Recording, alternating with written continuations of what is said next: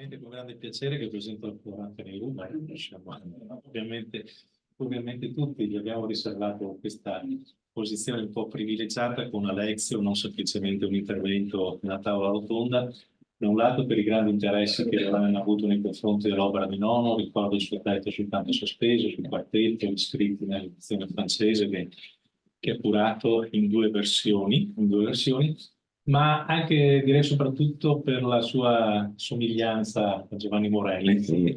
Il taglio dei testi di Loran, relazioni che lui fa, personalmente mi ricorda molto la grande sapienza e il grande magistero appunto di Giovanni. Quindi grazie ancora e buona lezione. Grazie, grazie Roberto. Allora, Giovanni Morelli ha scritto tardi sull'opera di Luigi Nono e i suoi saggi, che risalgono a dopo il 1987 e dopo la morte di Nono, si concentrano soprattutto sulle ultime opere, in ordine cronologico, Das Atmen de Klarsijn, Prometeo, Découvrir la subversion, Hommage à Edmond Jabès e No hay caminos hay que caminar, Andrei Tarkovsky. Il nome di Nono compare certo in Sentieri continuamente interrotti, saggio di bibliografia su musica e politica, musica e società, pubblicato nel libro Musica e politica di 1967 a cura di Mario Messinis e Paolo Scarnecchia. Sarebbe necessario di approfondire come preistoria la recensione che Morelli dedicò un anno prima, non a un'opera di Nono, ma a per Massimiliano Robespierre, sceni musicali di Giacomo Manzoni, per misurare lo scarto tra la sua concezione della politica e quella pestalozziano-manzoniano-noniana. Citando Marx, Engels, Lenin e Gramsci e rivedicando il modello del teatro rivoluzionario cinese, se non addirittura maoista, Morelli accusa Manzoni di ideologismo. La sua malattia aveva ridotto la parte della realtà, conservato solo i punti culminanti dell'oratoria di Robespierre, glorificato il suo eroismo e trascurato le contraddizioni storiche della rivoluzione francese. Manzoni avrebbe dovuto concentrarsi su queste contraddizioni tra borghesia e proletariato, tra teoria e prassi, tra uguaglianza di diritto e uguaglianza di fatto, tra economia liberale e economia centralizzata. Queste contraddizioni non sono forse assenti anche in Al Gran Sole carico d'amore. L'opera, quella azione scenica, è un'associazione vivace, quasi cinematografica, di scene su temi politici e lirici. Non una ricostruzione storica, ma un'opera storico-ideale, come dice Nono. La rivoluzione, il suo scoppio spontaneo sotto l'effetto della fame o di condizioni di vita indegne, e la sua organizzazione, ovvero la trasformazione di un'avanguardia in una massa. Il materialismo storico come scienza del divenire stato delle masse. E dopo il melodramma verdiano, in cui le donne hanno un ruolo essenziale nella lotta politica, i personaggi femminili storici e poetici della Communard da Louise Michel, di Deola o di Tania Bunge, la guerrigliera argentina che combatte con Ernesto Che Guevara. Nel caso di Morelli, la quasi assenza di opere composte da Nono negli anni 60 e 70 o addirittura negli anni 50, con l'eccezione di Mettre en page la subversion, in cui Morelli affronta il tema dell'impegno, sembra riflettere un iatto politico.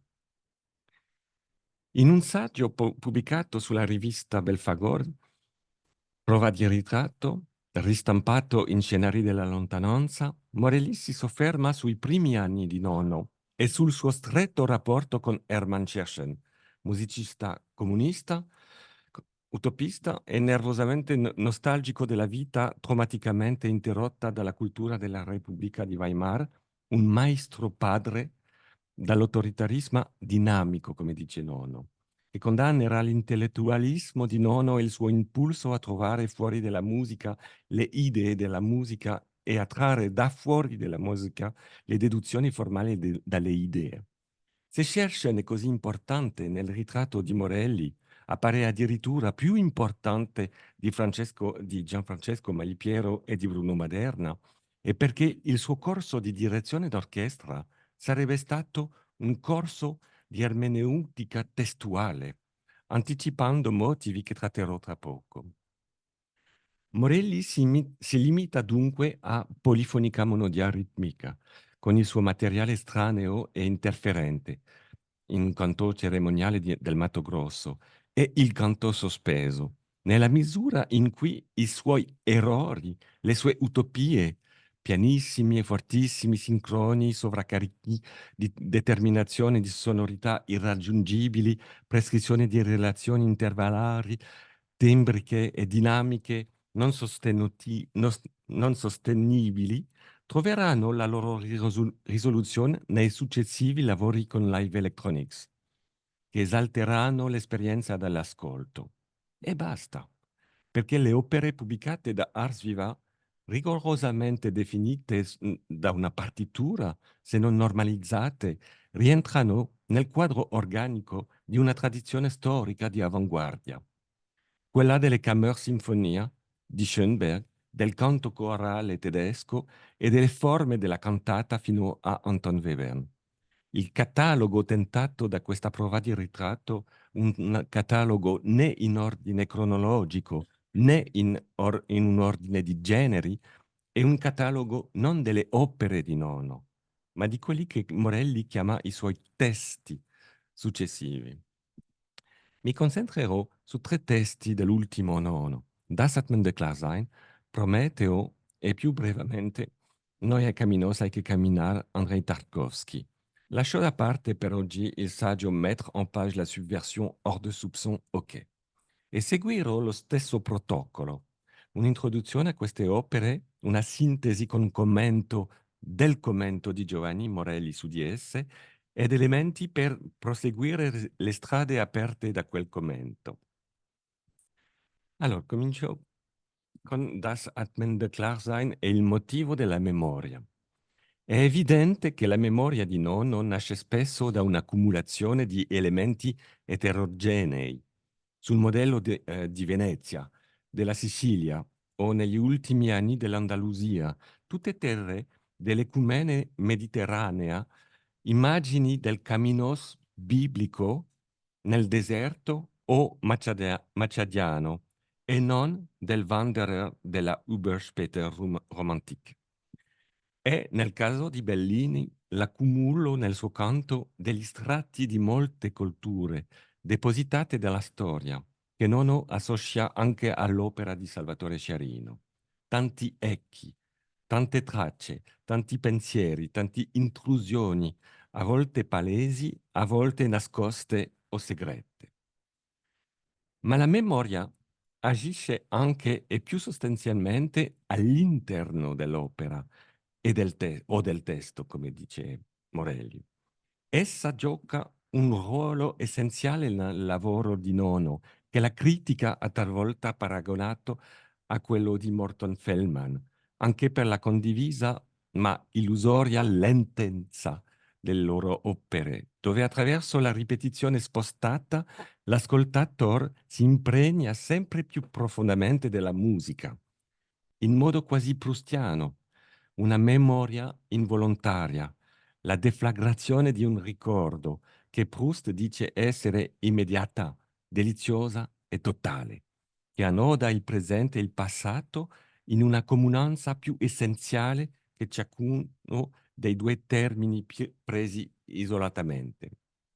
L'esperienza è insieme immaginaria ed empirica, insieme evocazione e percezione diretta, reale e non semplicemente presente, ideale e non semplicemente astratta, un reale ideale essenziale extratemporale.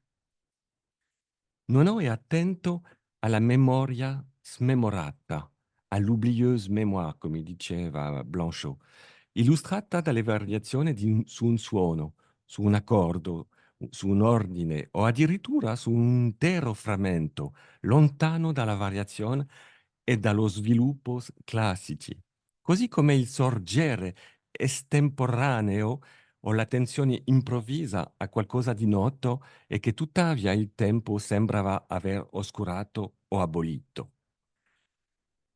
Suona come una ripetizione, come qualcosa di già sentito, eppure è diverso, anche nelle 11 battute della seconda parte di fragmento stile Andiottima, che ripetono abbastanza fedelmente battute della prima parte e del frammento iniziale della seconda.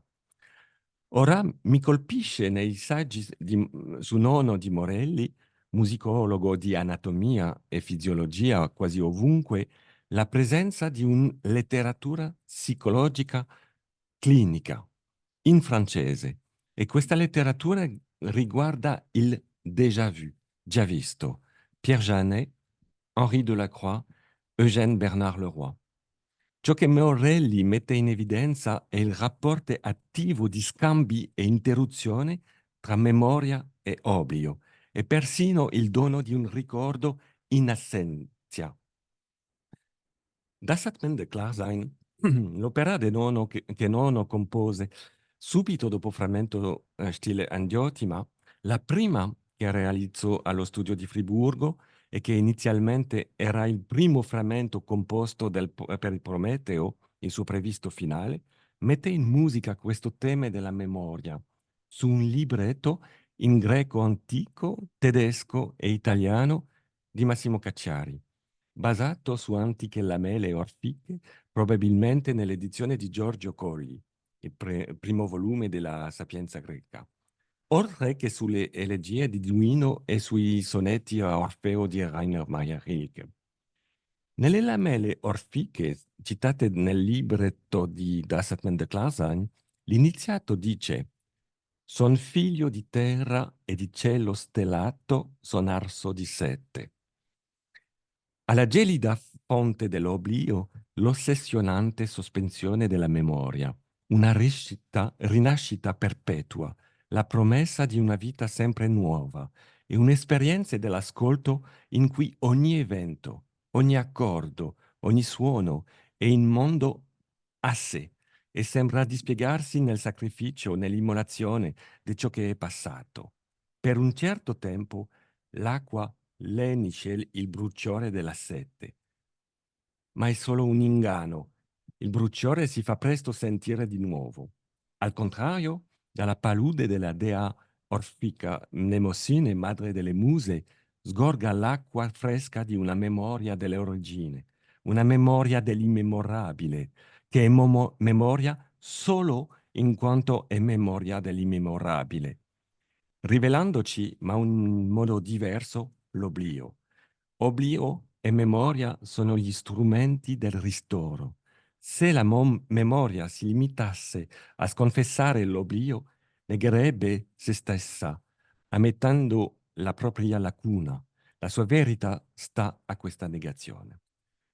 Mnemosine divinizza la memoria, permettendoci, attraverso il suo misterico insegnamento, di rompere l'individuazione e di ritrovare la conoscenza dell'immutabile, dove il tempo non è ancora iniziato, prima della generazione degli dei e degli uomini.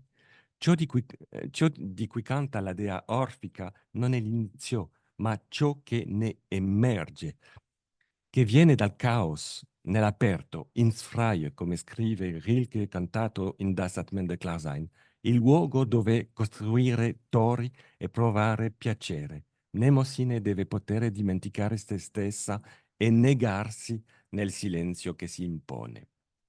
Ascoltando la memoria delle arche informe, i mortali ascoltano la propria appartenenza alla sfera del mondo teogonico. Son figlio di terra e di cielo stellato.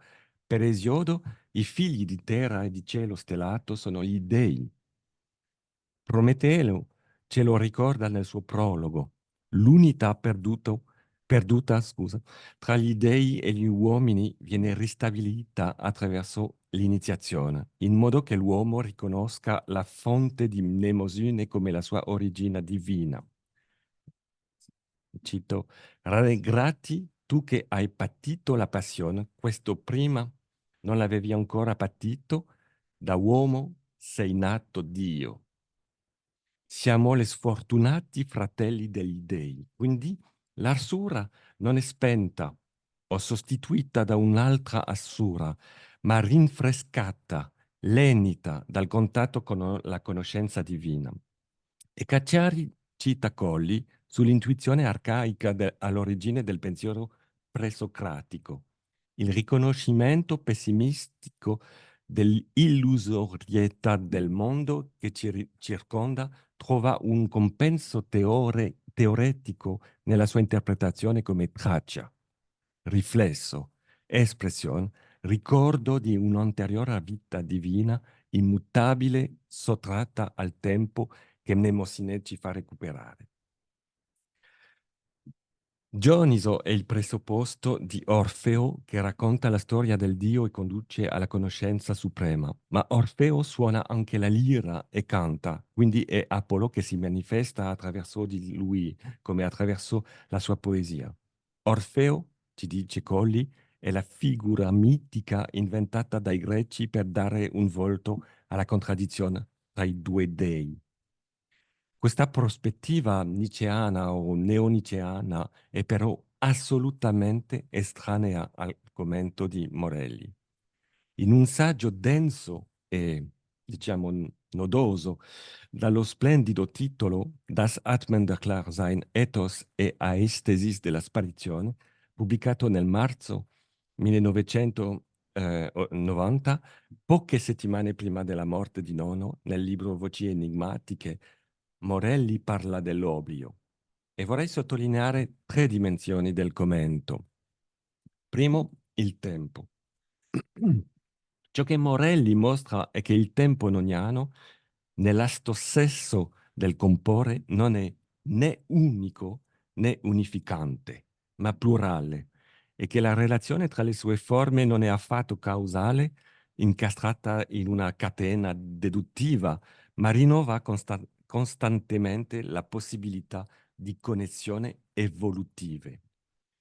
C'è il tempo delle letture poetiche, le lamelle orfiche e le raccolte di Rilke nel testo originale o in traduzione. Lettere, parole, espressioni, versi, strofe che conservano una traccia della loro provenienza e vibrano ancora, anche se appena, del loro contesto originario. Frammenti di letteratura eterogenea, imperfettamente battezzati, per lo più citazioni essenzialmente sostituibili, interfonizzate, come dice Morelli, in vortici di plurilinguismo, di orfismo o orficità, di corruzioni di testi operate secondo i moduli delle intermittenze e delle discrasie della tradizione scritta. C'è poi il tempo della composizione, il tempo della creazione di figure musicali o sonore, quella figuralità che è costitutiva del Novecento, figure che vengono annotate dagli schizzi alla partitura e che si ispirano alle immagini del testo scelto, immaginandole in modo diverso. Poi c'è il momento dell'esecuzione empirica, da parte del piccolo coro a otto voci e del flauto basso. Voci e strumento solo, le cui parti sono debitamente ma incompletamente scritte.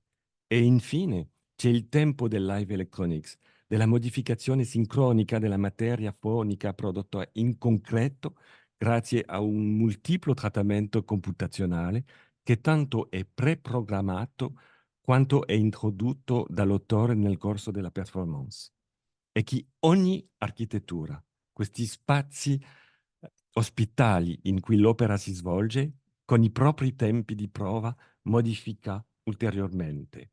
Prometeo a San Lorenzo, all'Ansaldo, all'Alte Oper di Francoforte, al Teatro de Chaillot, alla Filarmonia di Berlino, alle Halles de Schaerbeek. È il momento di entrare nel suono, di dislocarne le dimensioni, di selezionarle e trasformarle, di esasperarle o rovinarle, di articolarle diversamente e modificarne le scale.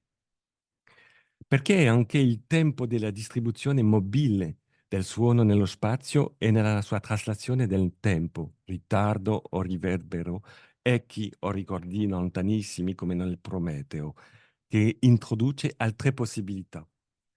Diversità e molteplicità fantastica del suono nel stesso istante possibile, altrimenti come quella dei pensieri e dei sentimenti della creatività, come scrive Nono nel testo su Das Atmen Klausheim.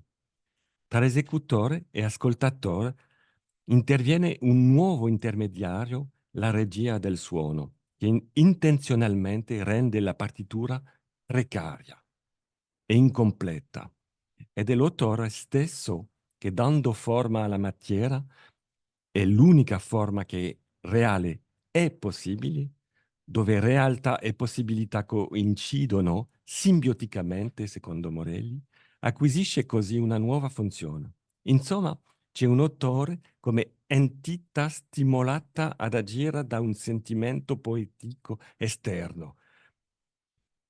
L'opera non è né una partitura, né un evento, né una rappresentazione, né tantomeno un organon. L'asse dell'opera di Nono si sposta dal testo ad una sorta di evento totale non privo di una certa percentuale di alea, un evento che non fa tanto riferimento alla partitura quanto all'ascolto, ascolto che è più testo del testo. Secondo punto, la scomparsa. Per Nono, secondo Morelli, dopo Paul Valéry, pensare significa eliminare e comporre e sperimentare la scomparsa.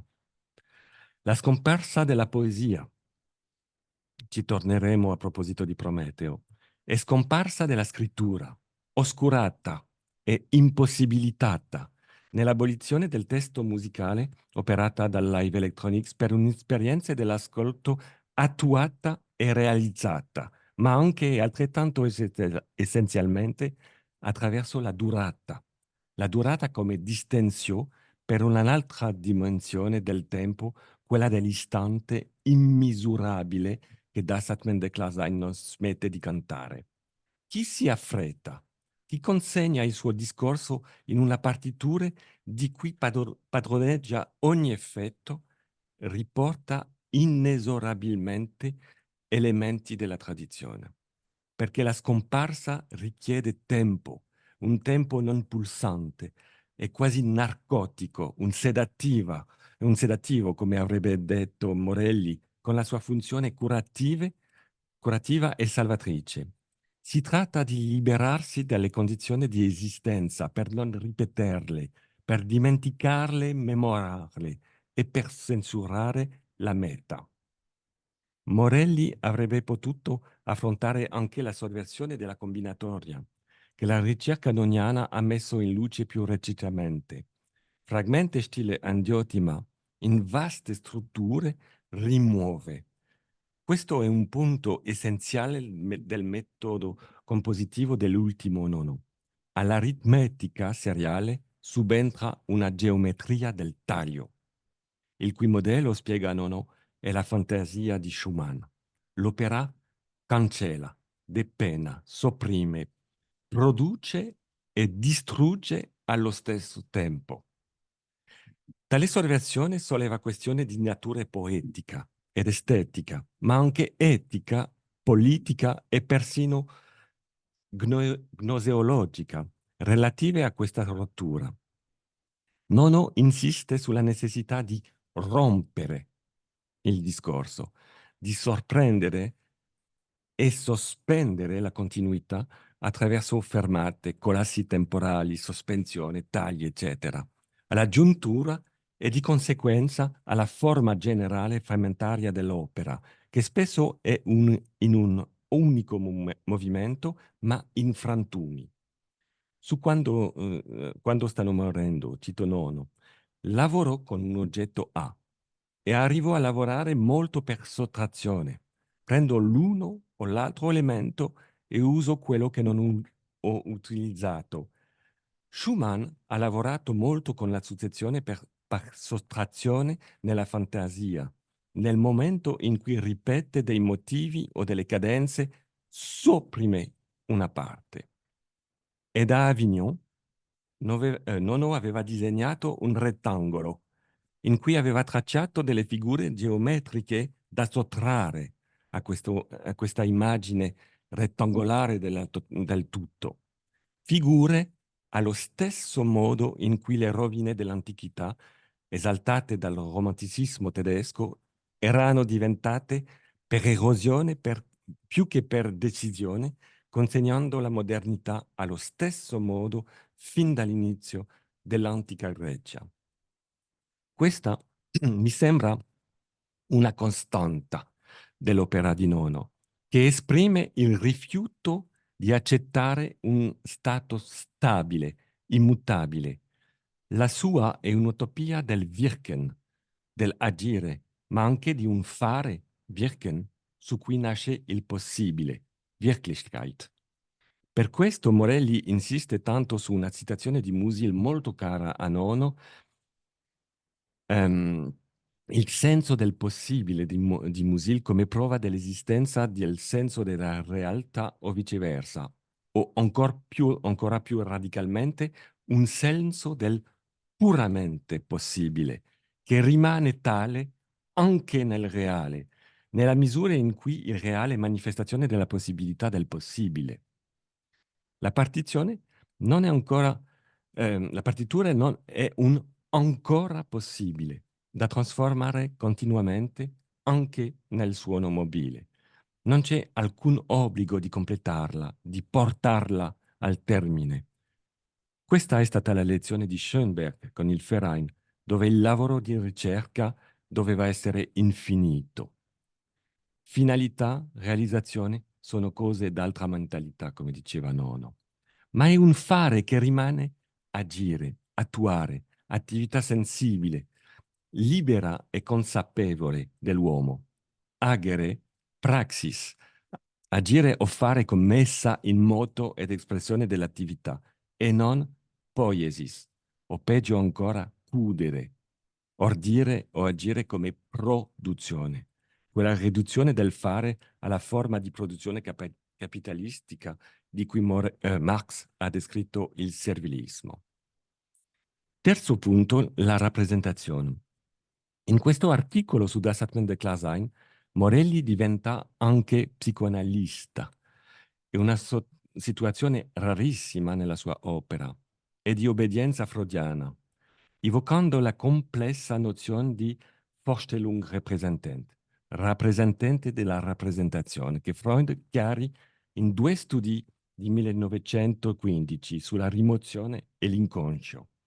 Al Vorstellung repräsentant della pulsione viene legato un posto nella mente cosciente. Il risultato è un'iscrizione contenuta altrove, accanto alla quale persiste l'iscrizione inconscia originaria, oppure un cambiamento di stato. È dunque un processo in cui la rappresentazione della pulsione irrappresentabile assume figure infinite di compromesso per la dimenticanza del dimenticato. Il Vorstellung repräsentant come sostituto reale di una rappresentazione impossibile. Tutta la ricerca freudiana sulla figuralità riguarda la conferma del mistero semantico di un significato che non esiste e dei suoi rispettive reali e possibili di una mente che ne elabora i significanti. A questa concezione della rappresentazione, una concezione psicoanalitica, se non scientifica, ma elitica, e senza alcun legame esplicito con l'opera di Nono, di cui non sono certo di apprezzare le implicazioni, e in altre parole più schiettamente non capisco perché questo punto in un discorso su Das Atmen de Dasein vorrei contrapporre una visione teologica. Questa è una strada che ovviamente Morelli non percorre.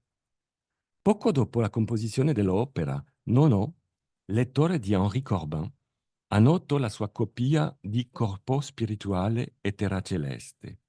Questo libro magistrale esamina il concetto di mundus imaginalis, lo Alam Mithalli, il paese nel non dove da cui proviene l'angelo in terra d'Islam. Non un'utopia, ma un paese reale, un spazio reale che tuttavia non ha luogo né collocazione in alcun clima del mondo percepito dai sensi esterni. Teofania e Angelofania investono questo mondo immaginale dove il reale non ha più bisogno di essere né visibile né tangibile e dove il silenzio si propone di rendere invisibile il visibile e inudibili l'udibile.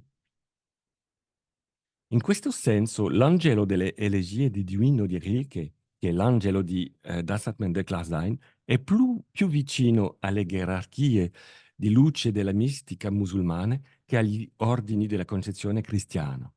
Secondo Rilke, il nostro compito in questo mondo è di imprimere in noi questa terra provvisoria e sorpassata così profondamente, così dolorosamente e così appassionatamente che la sua esistenza risorgia invisibile in noi.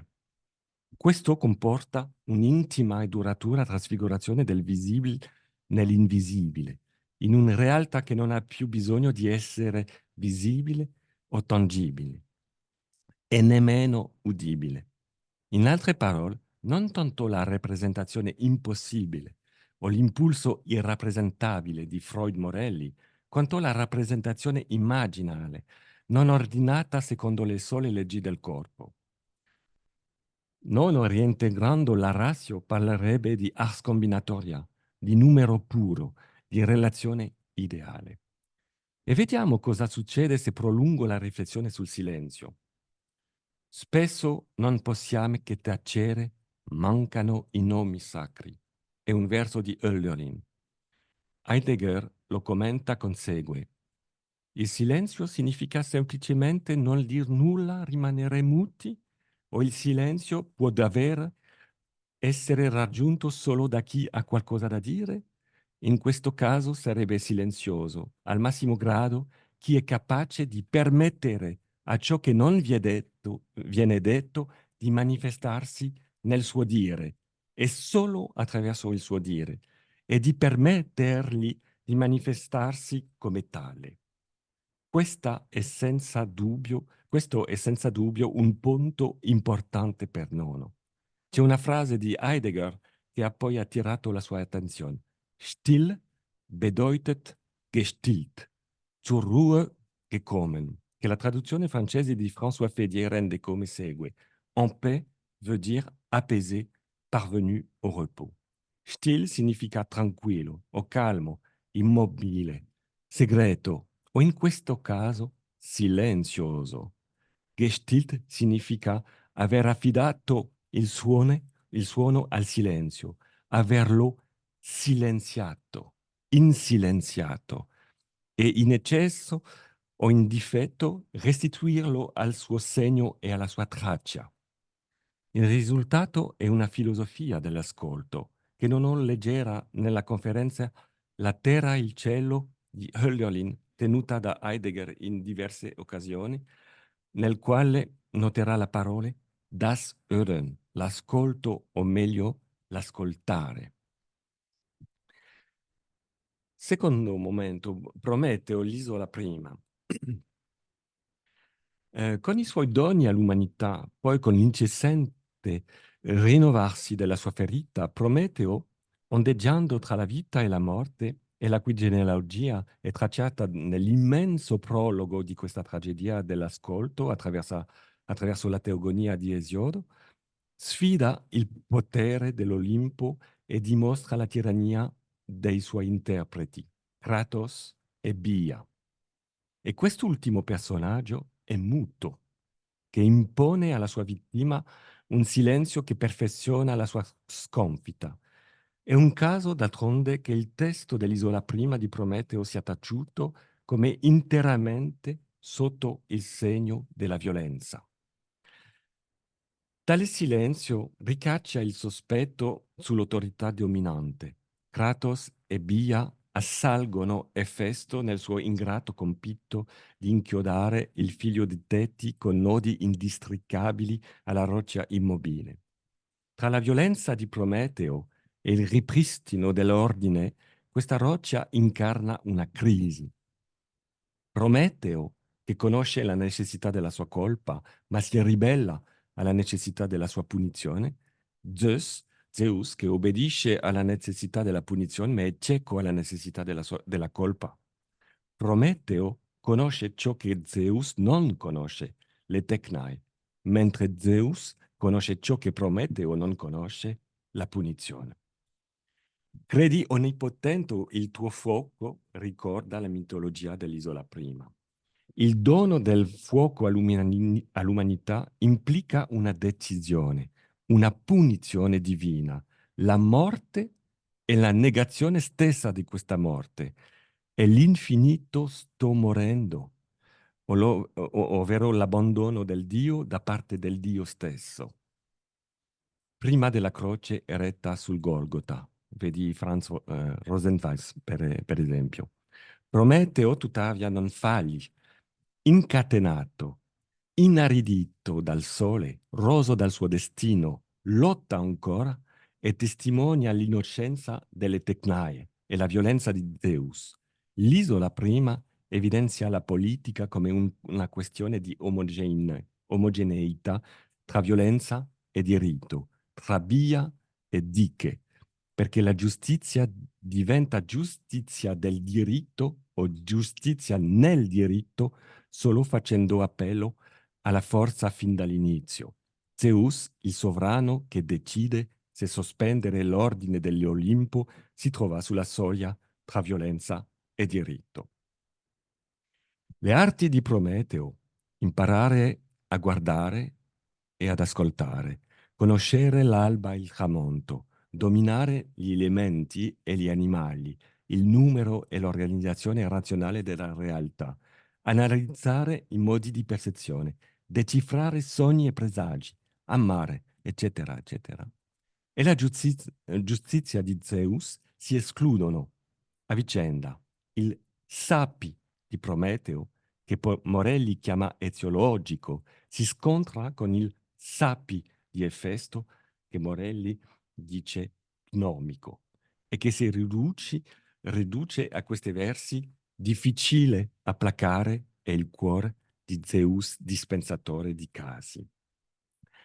Morelli commenta gli elementi principali della poetica di Nono nel suo saggio La troisième pratique, Nono e la relation compositionnelle mémoire-oubli.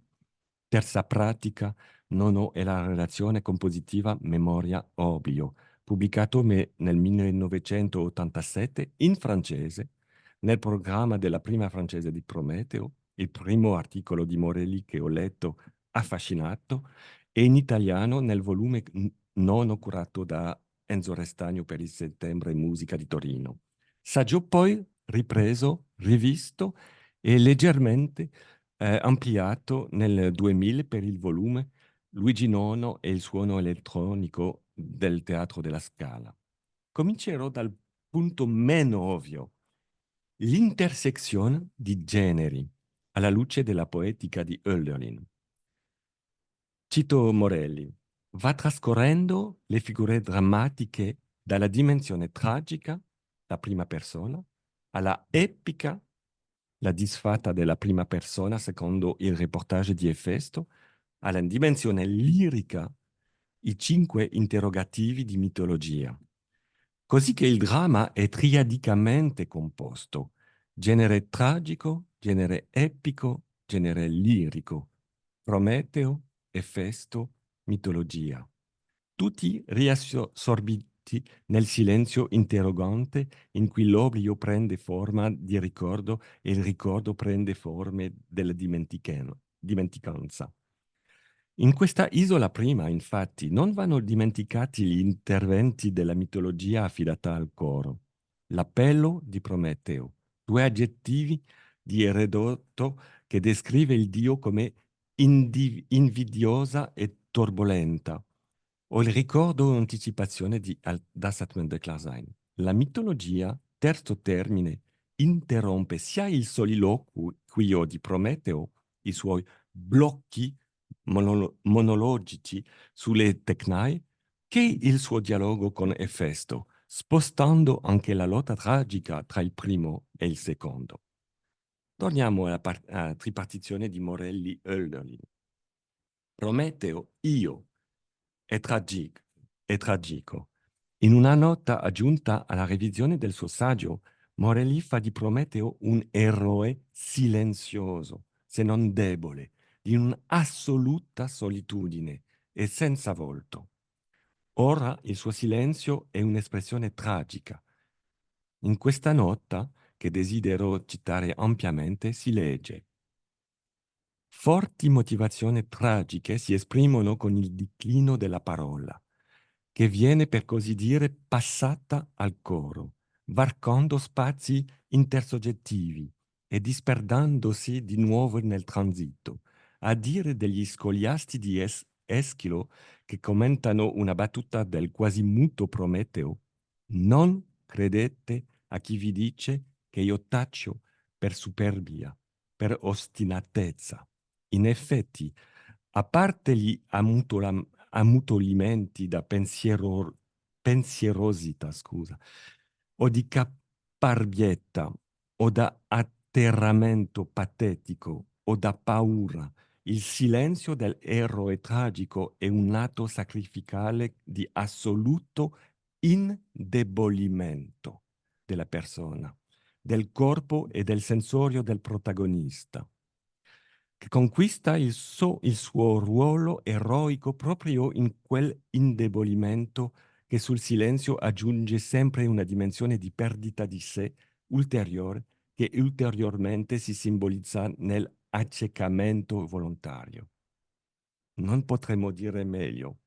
C'è qualcosa di fondamentalmente hölderliniano e beniamino in questo. Il silenzio come intensificazione dell'esperienza tragica. Ecco Beniamin. E il sacrificio liberamente acconsentito nella misura in cui rivela, ecco Hölderlin, la potenza della natura, Naturmacht, e la fine dell'eroe in nome della riconciliazione.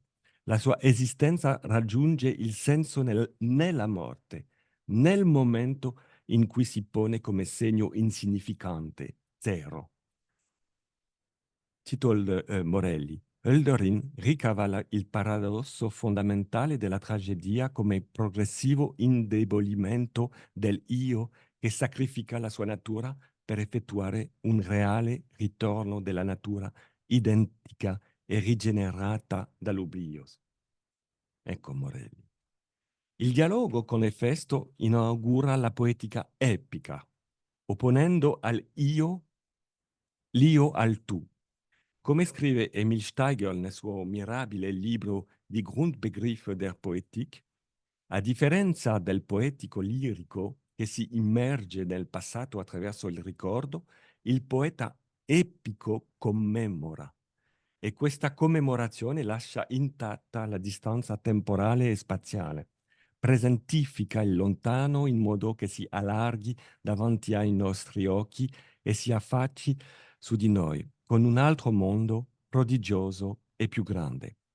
Per questo, secondo Steiger, il fare più essenziale del poetico epico è fissare, rappresentare, quello ripresentare ogni evento diventando un oggetto, un tu, riconfigurando così il rapporto soggetto-oggetto che era quello del solo Prometeo e dei suoi tecnai.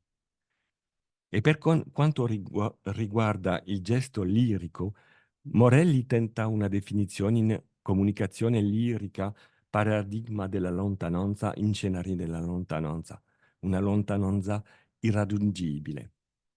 Definirei il lirismo principalmente come l'unità del suono della parola e del suo significato, a rischio di incomprensione, come la minaccia di una dissoluzione, la perdita di sé che Morelli sottolinea, come la rinuncia alle connessioni logiche, come la poesia della solitudine, di un io originario, una poesia sentita solo da pochi esseri all'unisono emotivo e soprattutto come raddoppio di piani tra il canto solista nei monologhi o con Prometeo nei dialoghi, da quando Eschilo aumenta il numero degli attori da 1 a 2, secondo la poetica aristotelica, e il coro. C'è questo dialogo tra il personaggio e il coro. E questo lirismo senza distanza, ma come ritirato dal mondo, dove nulla dura, dove il transitorio prende il sopravvento, riecheggiando di tanto in tanto, pianissimo, dove l'artista si raccoglie, torna a se stesso, si abbandona continuamente all'ascolto di una tonalità affettiva che dà forma ai suoi ritmi, alle sue armonie. Non c'è distinzione tra oggetto e soggetto, così che quest'arte non può dirsi autenticamente soggettiva. Secondo punto di Prometeo.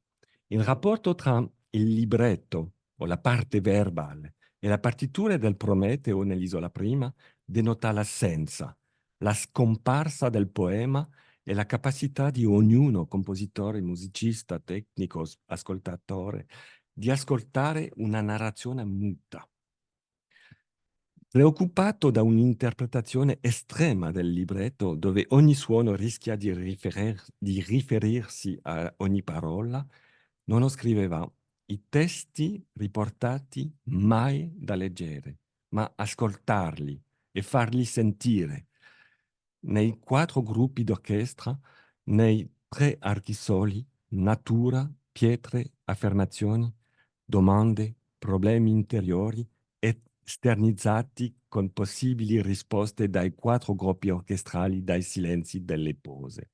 Così che secondo Morelli, il testo poetico viene sottoposto al paradosso di essere sia dimenticato che ricordato. Non si tratta più di declamare, con relativa enfasi di epicita, la genealogia di Prometeo, come nel prologo. La tragedia di Prometeo, la trama principale di Eschilo e più in generale del mito si svolge nel silenzio. È un nuovo sacrificio, le cui parole però sono scritte nelle battute della partitura, nel flusso delle altezze, così che i logoidissoi della tragedia sembrano intromettersi nei suoni strumentali e viceversa, così che i suoni strumentali sembrano provenire di una corrispondenza mimetica, semi-allegorica, semi-simbolica, ma non è chiaro cosa sia un modello e cosa sia una copia. Nel saggio Textmusikgesang risponde all'accusa di Stockhausen di aver immolato il messaggio delle lettere di condannati a morte della resistenza europea. Il messaggio di questi condannati doveva sacrificarsi, immolarsi in un linguaggio nuovo, discontinuo, che venisse alla luce nella speranza dell'accesa dell'inascoltato, proprio perché inascoltato era il senso di ciò che i grassatori dicevano. Inoltre, nell'opera di Nono, il canto, questo uno distinto in sé, testo e musica, non è prerogativa della voce, perché ogni lavoro strumentale appare anche come un canto, vibrante di un testo, anche se latente. Ci sono pezzi per orchestra o per ensemble che si intitolano Due espressioni, canti per 13, mentre i 7 gruppi strumentali di No hay caminos, hay que caminar, Andrei Tarkovsky, sono cori. E il stasimo secondo di Prometeo si riferisce all'antica polifonia veneziana a suonare e cantare. Nel primo epitafio a Federico Garcia Lorca, y su sangre ella viene cantando, una poesia di Lorca appare sopra la partitura. Allo stesso modo, in Canti di vita ed amore, la partitura a orchestra reca nel primo movimento un testo di Günther Anders.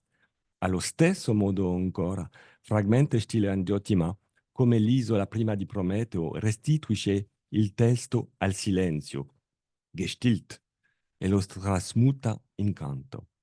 La presenza dei frammenti di Hölderlin in fragmenti stile Angiotima o dei frammenti di Prometeo incatenato nell'isola prima impedisce così al linguaggio musicale di essere inebriato della sua totalità. Stabilendo un limite, il testo, un altro sistema, impone all'opera di ricomporre e riorganizzare il significato in due modi. Così il canto interiore intimo, tenero, inish, del quartetto o dei 4 gruppi orchestrali e del trio d'archi si apre sia al suono che alla parola. Ma la parola e il suono sono anche destinati a rimodellare la forma attraverso lo sviluppo di un contrappunto tra l'una e l'altro.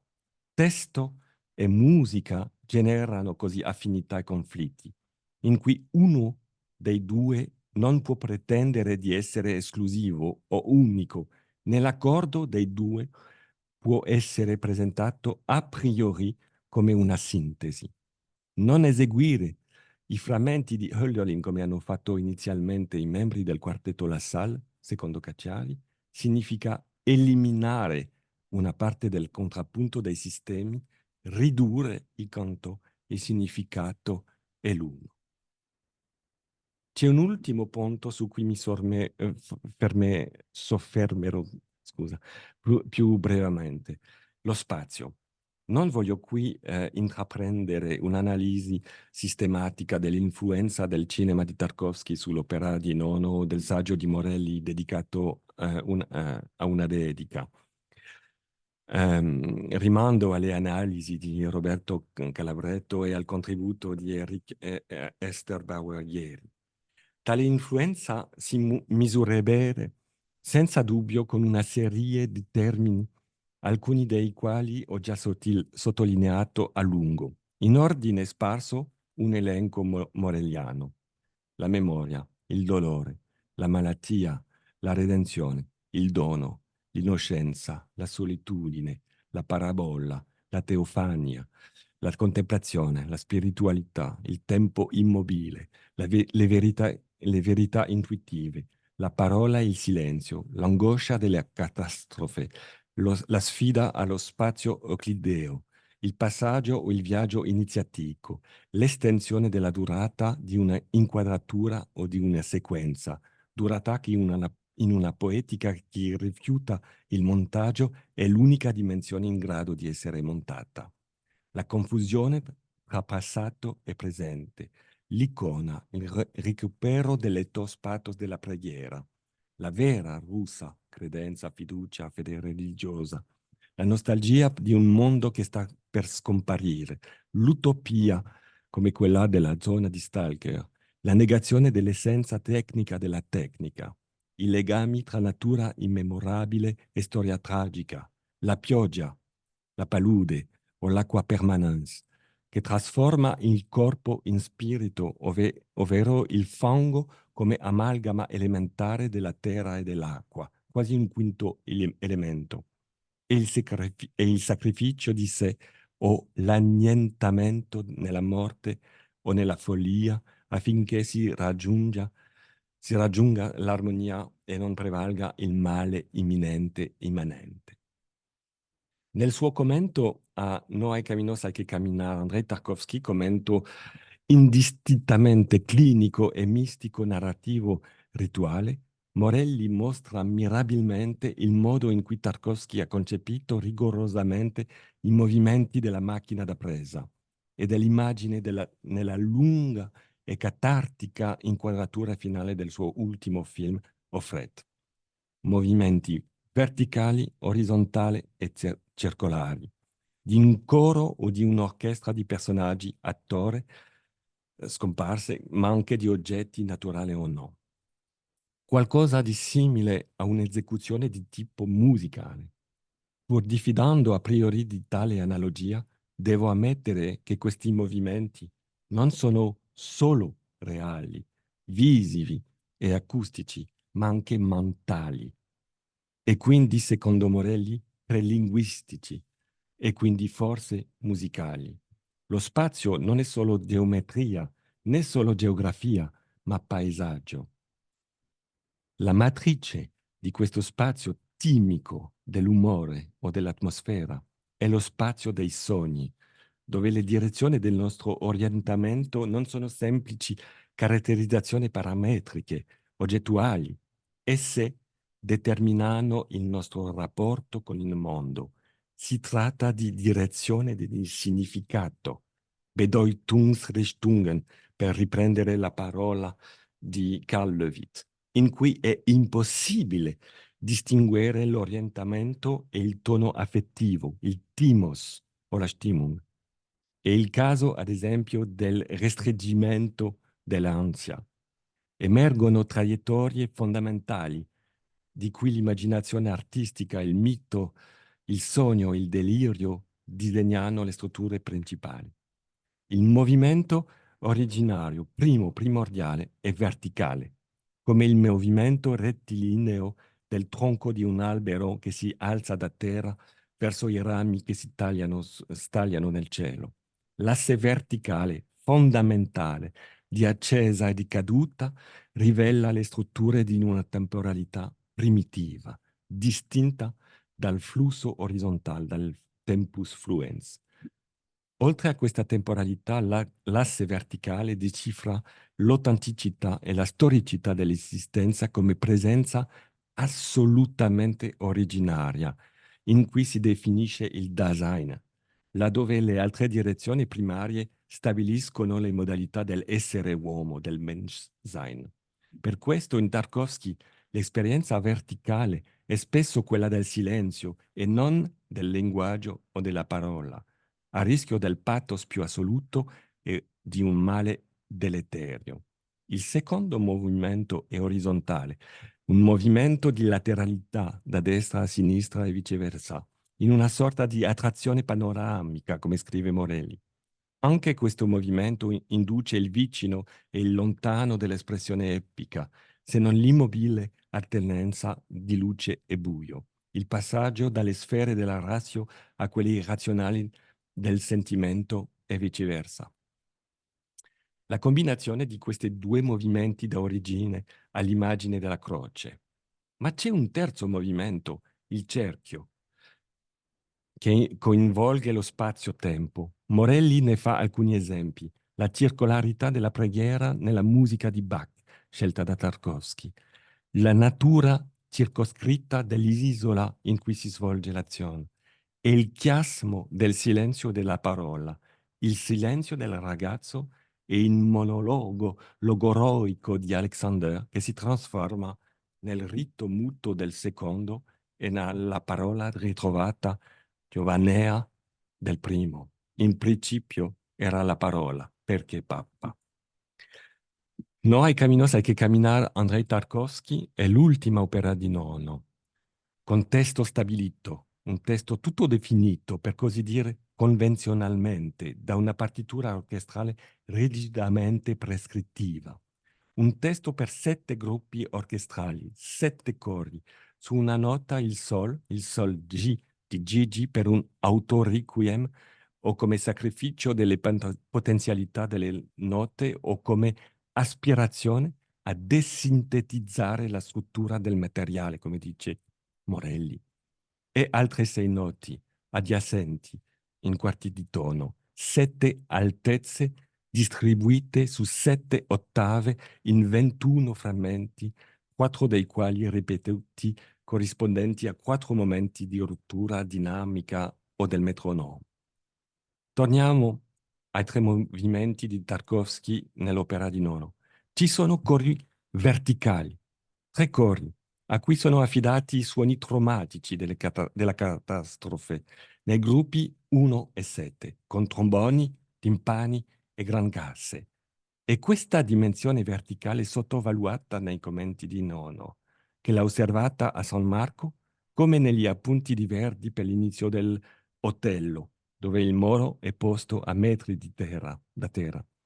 Si nota più sostanzialmente che c'è anche una poetica verticale nell'immagine dell'istante, condizione per accedere all'eterno.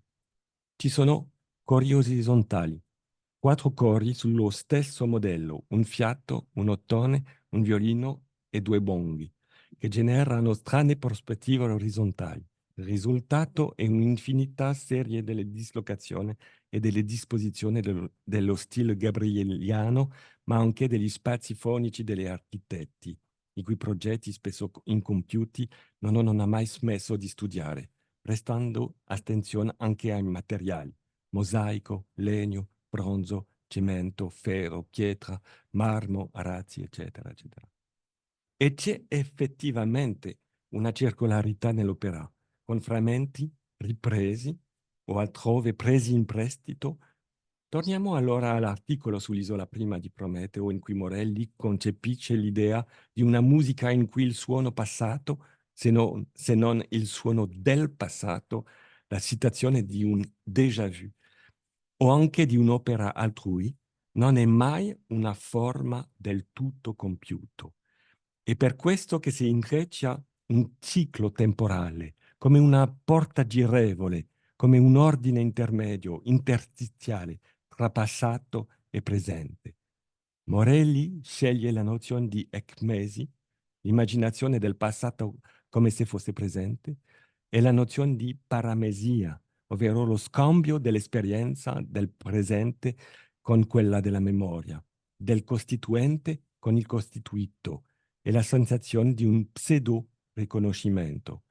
La creazione di relazioni, cito Morelli, la connessione di relazioni ecmesiche e paramnesiche con il passato storico o con l'ignoto geograficamente dislocato corrisponde a una tardiva valorizzazione delle potenzialità della terza memoria, quella funzione che emerge là dove decade la centralità coscienziale del sistema senso-motorio e del sistema convenzionale sociale. Così tutti gli eventi sono incompleti. Tras e car, per usare termini anaciclici, entrambi aperti nel tempo, scavati e vibranti nella lontananza. Vi ringrazio. Allora proseguiamo, dopo questa bellissima relazione di Laurent, con 2 interventi che mi fanno subito apprezzare la novità, in particolare nel caso di Sebastiano Gubbia, vedere il nome di Yannis Xenakis, autore che io penso debba essere assolutamente indagato e che è stato forse in passato un po' troppo vittima dell'atmosfera francese, ma io ho visto uscire di recente dei volumi che lo ripropongono con forza. Quindi io vi presento Sebastiano Gubian, che è pianista e dottorando presso l'Università der Künste di Berlino, e anche ha studiato i rapporti tra la filosofia e la composizione musicale, in particolare con un'attenzione per la fenomenologia. È anche pianista, mi diceva adesso un po' meno perché con tutte queste attività che ha, che sono impressionanti perché benché giovanissima ha un curriculum davvero impressionante. Ha anche studiato filosofia all'Università Alma Mater di Bologna e attualmente perfeziona i suoi studi presso l'Università di Strasburgo. E di recente per la casa editrice Agenda sono stati pubblicati 2 testi monografici sull'estetica di Adorno, quindi gli cedo la parola. Grazie mille. Allora, intanto grazie per la presentazione. Non è facile parlare dopo questa bellissima lezione di grande ispirazione, anche personalmente l'ho trovata così. La mia relazione sarà forse in apparenza un po' meno morelliana, ma il ruolo di Giovanni Morelli in particolare come guida e nel focus verso l'attenzione politica è stato per me veramente il filo rosso che tornerà in punti centrali di questo intervento. Appunto, Azzardare un confronto tra due personalità centrali della musica del secondo Novecento pone dei problemi fondamentali, innanzitutto metodologici. Da un lato, la ricerca musicologica rischia di concentrarsi su aspetti troppo puntuali e circoscritti, su occasionali incontri e scambi artistici, senza approfondire davvero le caratteristiche di ciascuna delle due personalità, nel caso specifico Nono e Yannis Xenakis. Dall'altro si può incorrere nell'errore opposto, cioè istituire tale confronto su un piano talmente generale da non consentire altro che un resoconto dello status quo della ricerca o una constatazione delle differenze senza piani comunicanti. Nel caso di Luigi Nono e Yannis Xenakis, la ricerca ha faticato finora a tracciare dei possibili legami, sia a individuare nei loro atteggiamenti pur diversissimi, rivolti verso il nuovo, due risposte a medesimi problemi musicali. La tesi che vorrei proporre in questa sede porta ad individuare un substrato comune nei rispettivi ambienti culturali rispetto innanzitutto alla figura del musicista in quanto intellettuale, più che rispetto alle tecniche e ai linguaggi musicali sviluppati, per cui un raffronto e un approfondimento da parte della ricerca musicologica può sembrare non solo utile, ma addirittura doveroso. Proprio riguardo alle figure di questi due compositori sembrerebbe impossibile trovare l'occasione di un confronto a partire dai dati concreti, musicali. Se pensiamo alle masse sonore in Xenakis, tendono molto spesso verso il fortissimo, verso la saturazione, ambendo non tanto a rappresentare i fenomeni fisici, quanto piuttosto ad essere autenticamente dei fenomeni fisici. In Nono, invece, specie nella fase avanzata della sua produzione, la sperimentazione puramente sonora sembra spesso volgere nella direzione opposta, come osserva Ivanka Stoyanova, legando queste ricerche anche alle influenze su Nono dell'ermeneutica italiana del Novecento. Osserviamo una considerevole importanza attribuita al silenzio, al pianissimo e al limite dell'udibile. Quindi per trarre qualcosa di proficuo da questo raffronto procederò verso i dati concreti e non a partire dai singoli fatti biografici per poterli invece interpretare correttamente nel contesto e alla luce del pensiero dei due compositori. Cercherò però di chiarire fin da subito quale sia il taglio specifico che intendo dare a questi collegamenti, proprio perché ci sono alcuni singoli aspetti su cui il confronto potrebbe portare a dei risultati, ma parziali. Spesso perché non riguardano tratti caratteristici esclusivamente di Nono e Xenakis. Innanzitutto la duplice influenza di Edgar Varèse e la presa di coscienza di come la spazialità diventi un elemento interno alla performance da trattare come un parametro musicale, quindi la stretta collaborazione con architetti di fama internazionale, da Le Corbusier a Renzo Piano, e le conseguenze sul piano estetico di creazioni che diventano immersive, che sfidano le tradizioni della contemplazione distante dal palcoscenico e che portano a riconsiderare sotto nuove prospettive il ruolo della fruizione musicale. Allora, su questo piano le innovazioni spaziali del Prometeo potrebbero forse a questo punto essere messe a confronto con lo spazio roteante, per fare un esempio del progetto sonoro di Persefassa di Xenakis del 69, dove il pubblico è circondato da 6 percussionisti e da cellule ritmiche ripetute e accresciute costantemente. A questo proposito, sempre Ivanka Stoyanova parla di una tendenza a dotare lo spazio-tempo dell'enunciazione musicale di una funzione formatrice essenziale per l'opera e l'esperienza estetica, che lega tanto le ricerche di Xenakis, ma anche degli spettralisti, quanto il sinfonismo spaziale mahleriano. Tutti casi in cui a determinare una tale concezione dello spazio in musica è la trasposizione di leggi e modelli extramusicali, o più specificamente del mondo naturale. E già qui si coglie uno spunto di ricerca se consideriamo, come ampiamente sottolinea Morelli, che le critiche di intellettualismo mosse da Scherchen a Luigi Nono e ai musicisti della sua generazione includono una lamentela per le troppe letture non musicali, ossia, come direbbe Boulez, le interferenze dei vettori esteriori, come dirà poi negli anni '80. Nel ruolo di Scherchen, di questo ruolo come figura mediana cruciale tra la musica di Nono e Xenakis, parleremo in seguito, e anche qui si coglie il ruolo centrale appunto di Morelli. in questa relazione, ma già ora è interessante comparare alcune dichiarazioni dei due compositori, la cui insensibilità e il cui interesse per i fenomeni esterni al fatto musicale, siano essi di natura meramente naturale o di più marcata valenza sociale, contribuirono ad un allontanamento dall'avanguardia serialista dura e pura, o, nel caso di Xenakis, a definirla già in crisi al tempo della sua egemonia, con il suo articolo del 55, la crise de la musique sérielle. Se Xenakis non mancherà mai di richiamare i suoni della sua giovinezza come origine della sua astrazione e di analizzare tali fenomeni in termini stocastici, dal movimento delle folle al canto delle cicale, per esempio, ciò che colpisce è il valore fondante di queste esperienze sonore della familiarità. Dunque, appunto, citerò prima Xenakis e poi Nono. Parlando delle sue composizioni multimediali, appunto i Polytop, Xenakis afferma: agisce sempre in qualche modo il ricordo di quella natura e di quegli spazi in cui mi immergevo quando da ragazzo me ne andavo a campeggiare nella campagna dell'Attica.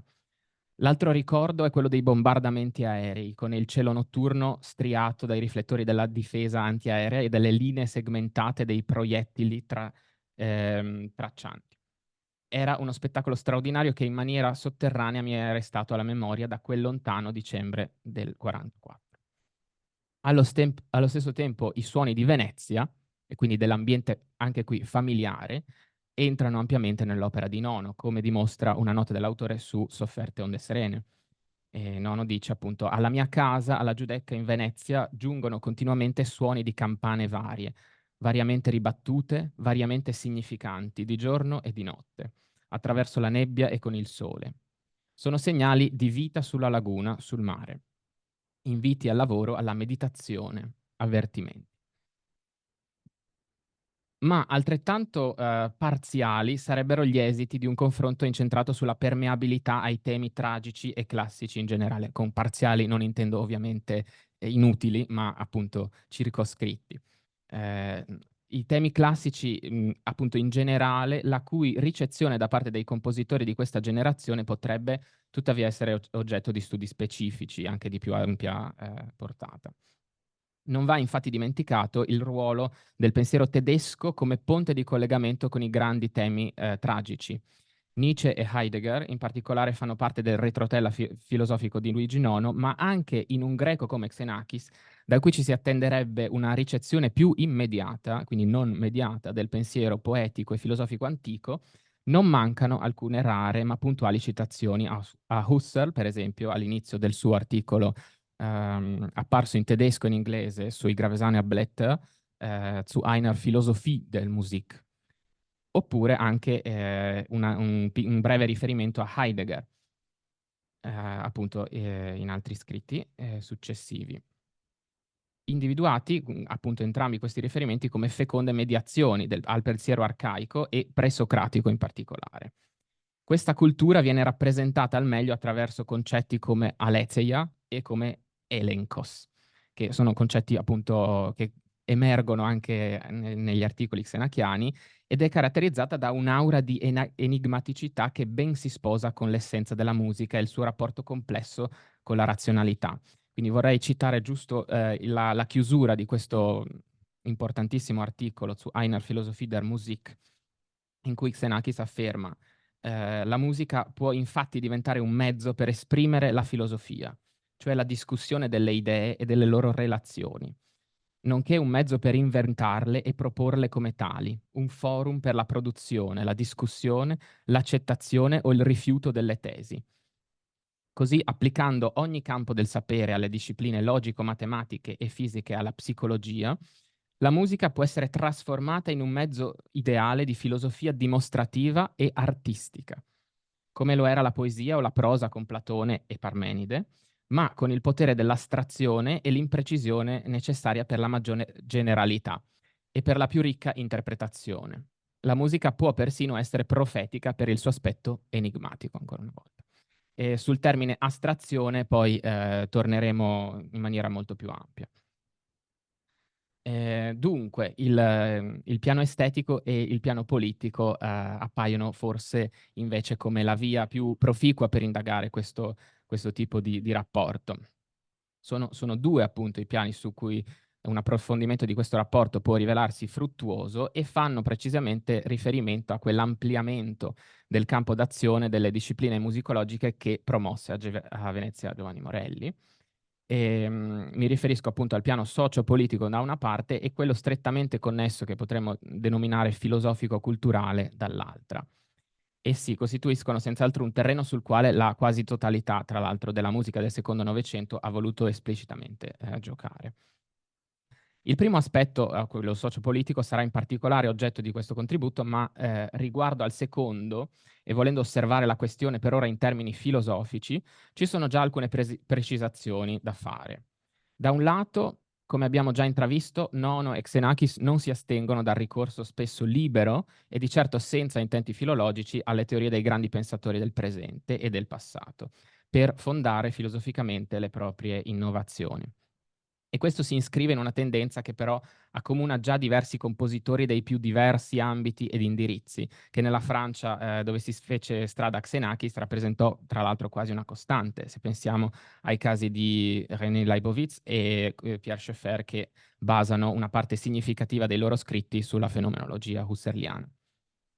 Ciò che però distingue nel dettaglio l'atteggiamento di Xenakis e Nono dai contemporanei, indipendentemente dalla diversità di stimoli filosofici a cui si appoggiarono, è non solo la volontà di accreditare la propria musica in un ambiente intellettuale, ma il fatto che tale musica nasce da bisogni autenticamente razionali e filosofici.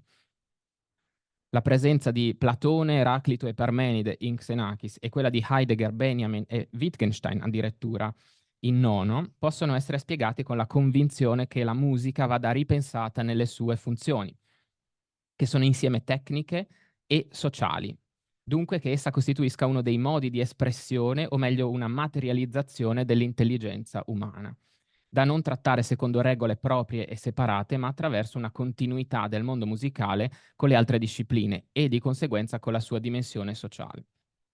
Lo sguardo sulla musica che Nono e Xenakis gettano, distinguendosi peraltro da quelle cerchie mediamente compatte di compositori che nel secondo Novecento amavano definirsi rappresentanti di una corrente, per esempio, è uno sguardo più generale ai problemi della razionalità umana, che trova attraverso la musica una sua possibile traduzione. Se questa continuità tra i campi del sapere in Xenakis è totale e supera la distinzione tutta moderna tra arti e scienze, essa trova conferma nel sopracitato passo, appunto, dove è sottolineato come la musica racchiuda in sé una componente irriducibile di pensiero, ma anche nell'intero suo progetto che possiamo senza dubbio definire scientifico, forse utopico, di una formalizzazione intera delle possibilità del linguaggio musicale. In Nono, invece, questa stessa continuità rimane decisamente più nella sede di un umanesimo, come possiamo definirlo, dove il paragone con la scienza e la tecnica rimangono filtrati attraverso le categorie della critica al capitalismo. Ma si esprime perfettamente nel bisogno di applicare alla musica le stesse domande e gli stessi problemi che sono comuni a tutte le arti. Problemi autenticamente filosofici che, secondo Nono, vanno ricondotti ai quesiti posti da Jean-Paul Sartre in Qu'est-ce que la littérature? Da lui citati, tra l'altro, nella celebre conferenza Text, Musik, Gesang del 60. E più volte, tra l'altro, ribaditi come validi in musica. Per avvicinarci ora ad elementi più concreti e più in generale per entrare nell'ambito politico attraverso quello estetico, è bene fare riferimento ad un concetto centrale per la comprensione generale tanto dell'opera di Nono quanto di Xenakis, cioè quello di utopia. L'utopia si manifesta in maniera però estremamente diversificata se confrontiamo la musica e gli scritti dei due compositori. Se l'utopia di Nono si riallaccia completamente a un'utopia politica, una tensione che l'intellettuale e il musicista deve sentire in quanto membro attivo della società, mirando appunto verso il comunismo, l'utopia xenakiana è prima che artisticamente connotata scientificamente, come tensione verso il limite del possibile, verso creazioni dove lo spazio e i mezzi umani sperimentano la loro insufficienza. E ovviamente alla luce anche dell'intervento del professor Feneru, anche qui forse la distanza non è così incolmabile, mi viene da dire. a confermarlo è il fatto che sarà una frase, però a confermare questo stacco, questa diversa prospettiva, è il fatto che sarà una delle fasi più utopiche di Xenakis a portare Nono a formulare l'unica critica appunto emergente dai suoi scritti a Xenakis. Leggo appunto la critica. Analizzando lavori di alcuni compositori di oggi e lo sviluppo che questi compositori hanno avuto, è possibile vedere come loro siano coscientemente o incoscientemente vittime di una situazione sociale. Per esempio, Xenakis, un musicista indubbiamente di grande intelligenza e di tutto rispetto per il suo passato, ha subito ultimamente anche lui una certa moda nordamericana, cioè la musica che comincia alle 5 del pomeriggio e termina all'1 e alle 2 di notte, e che si muove dal centro di una piazza e va sulla spiaggia, e al cui interno avvengono anche altri fatti di tipo puramente gastronomico o di divertimento. Adorno avrebbe forse chiosato dicendo culinario.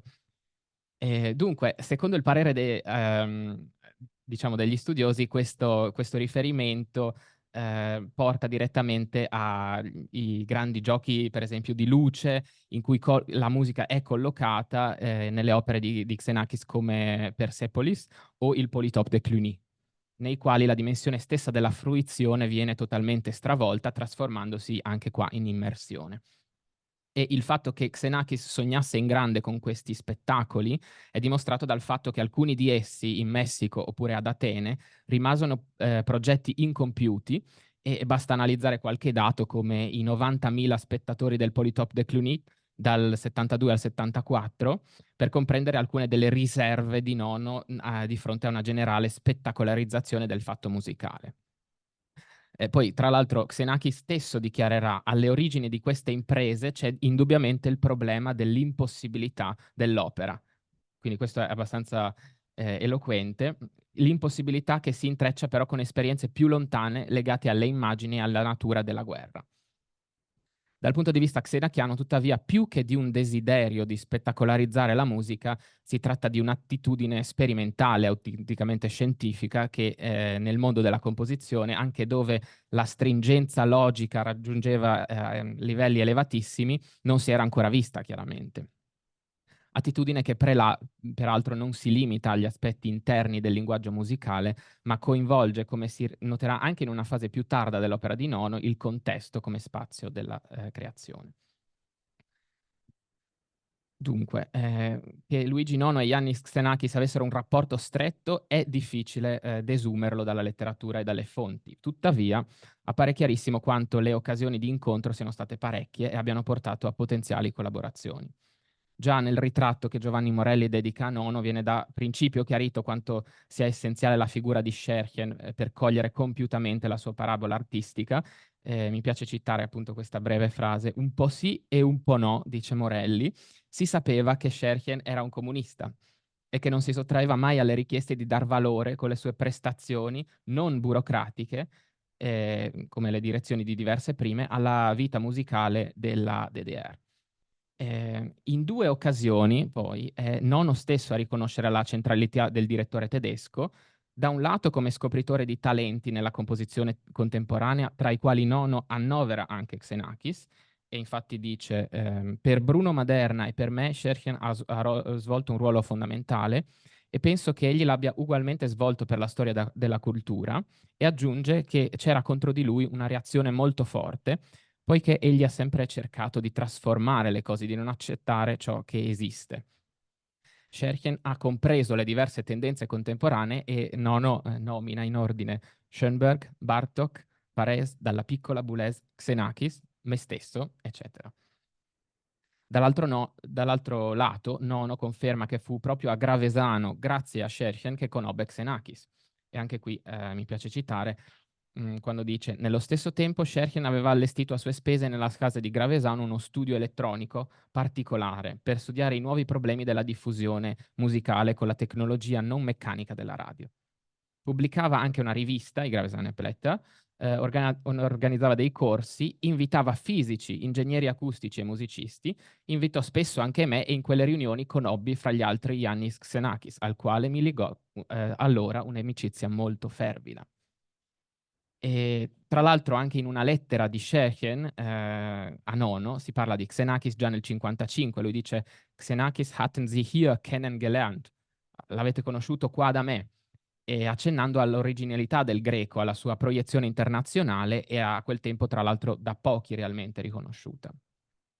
Ora, se questi incontri nel Ticino abbiano portato a qualche concreta collaborazione e discussione, potrebbe essere oggetto di una lunga e non facile ricerca, però possiamo evidenziare già due elementi. La conoscenza di Xenakis fu importante per Nono, che lo menzionò in due documenti chiave con cui chiuderò questo intervento, in cui sembra ricostruire la genealogia e i presupposti storici del canto sospeso e del Prometeo. È poi estremamente rilevante che i due, pur nei diversi approcci alla composizione, fossero percepiti sotto alcuni aspetti come compatibili. Tanto che Scherchen, esattamente nei mesi in cui si apprestava a editare la partitura del canto sospeso, come emerge dalla corrispondenza tra Nono e Wilhelm Strecker, propone esplicitamente in una lettera a Nono una collaborazione con Xenakis. E qui vediamo il testo in tedesco: Mein lieber Gigi, schreiben Sie mir ein Wort, wie es Ihnen geht, e propone appunto hätten Sie Lust, eine Zeit lang elektronische Studien zusammen mit Xenakis, mir und einem ausgezeichneten Techniker in Gravesano zu machen. Quindi appunto cerca veramente di istituire una collaborazione. Dal lato xenachiano, come emerge anche dagli studi di Anne-Sylvie Bartel-Calvé, tra i materiali d'archivio si trovano i suoi appunti sul convegno del 56 di Gravesano, intitolato Grundlagen der neuen Musik, Theoretische und praktische Studien, nei quali Nono ebbe come un ruolo centrale come relatore. Non potendo in questa sede ripercorrere biograficamente questi incroci, è tuttavia opportuno tenere presente due occasioni in cui gli ambienti artistici di Nono e Xenakis hanno visto un'intersezione. Nel 63 alla Biennale fu eseguita Stratégie di Xenakis, in cui appunto in questa lotta tra direttori d'orchestra risultò vincitore Bruno Maderna. E una certa occasione di incontro fu invece 30 anni dopo, nell'85, quando Nono e Xenakis si trovarono a collaborare in qualità di giurati del concorso Junge Generation in Europa, che lanciò moltissimi compositori della appunto generazione più giovane. E veniamo ora al tema politico propriamente detto. Che entrambi fossero comunisti e che il comunismo abbia giocato un ruolo fondamentale nella costruzione delle loro personalità è un fatto noto. Tuttavia la dimensione estetico-politica è, specialmente negli anni 60, percepita e vissuta in modo diverso dai due. Emblema ne sarà il fatto che Nono rifiutò la borsa di studio della Ford Foundation di Berlino Ovest, rivendicando l'atto come politicamente dirompente, mentre la stessa offerta era stata accettata da Xenakis, che a Berlino trascorse dei mesi tra il 63 e il 64, tra l'altro caratterizzati da un marcato isolamento e da letture molto filosofiche. Possiamo indubbiamente affermare che Nono mantenne una partecipazione totale alla lotta politica e soprattutto un maggior saldamento di essa con la dimensione artistica rispetto a Xenakis. La mancanza in lui di questa stretta unione tra i due piani traspare anche dalle sue parole.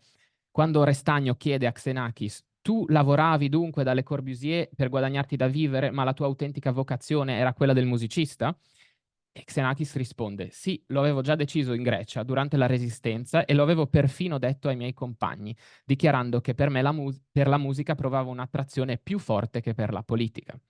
Musica e politica sono implicitamente percepiti come dei piani distinti a questo momento.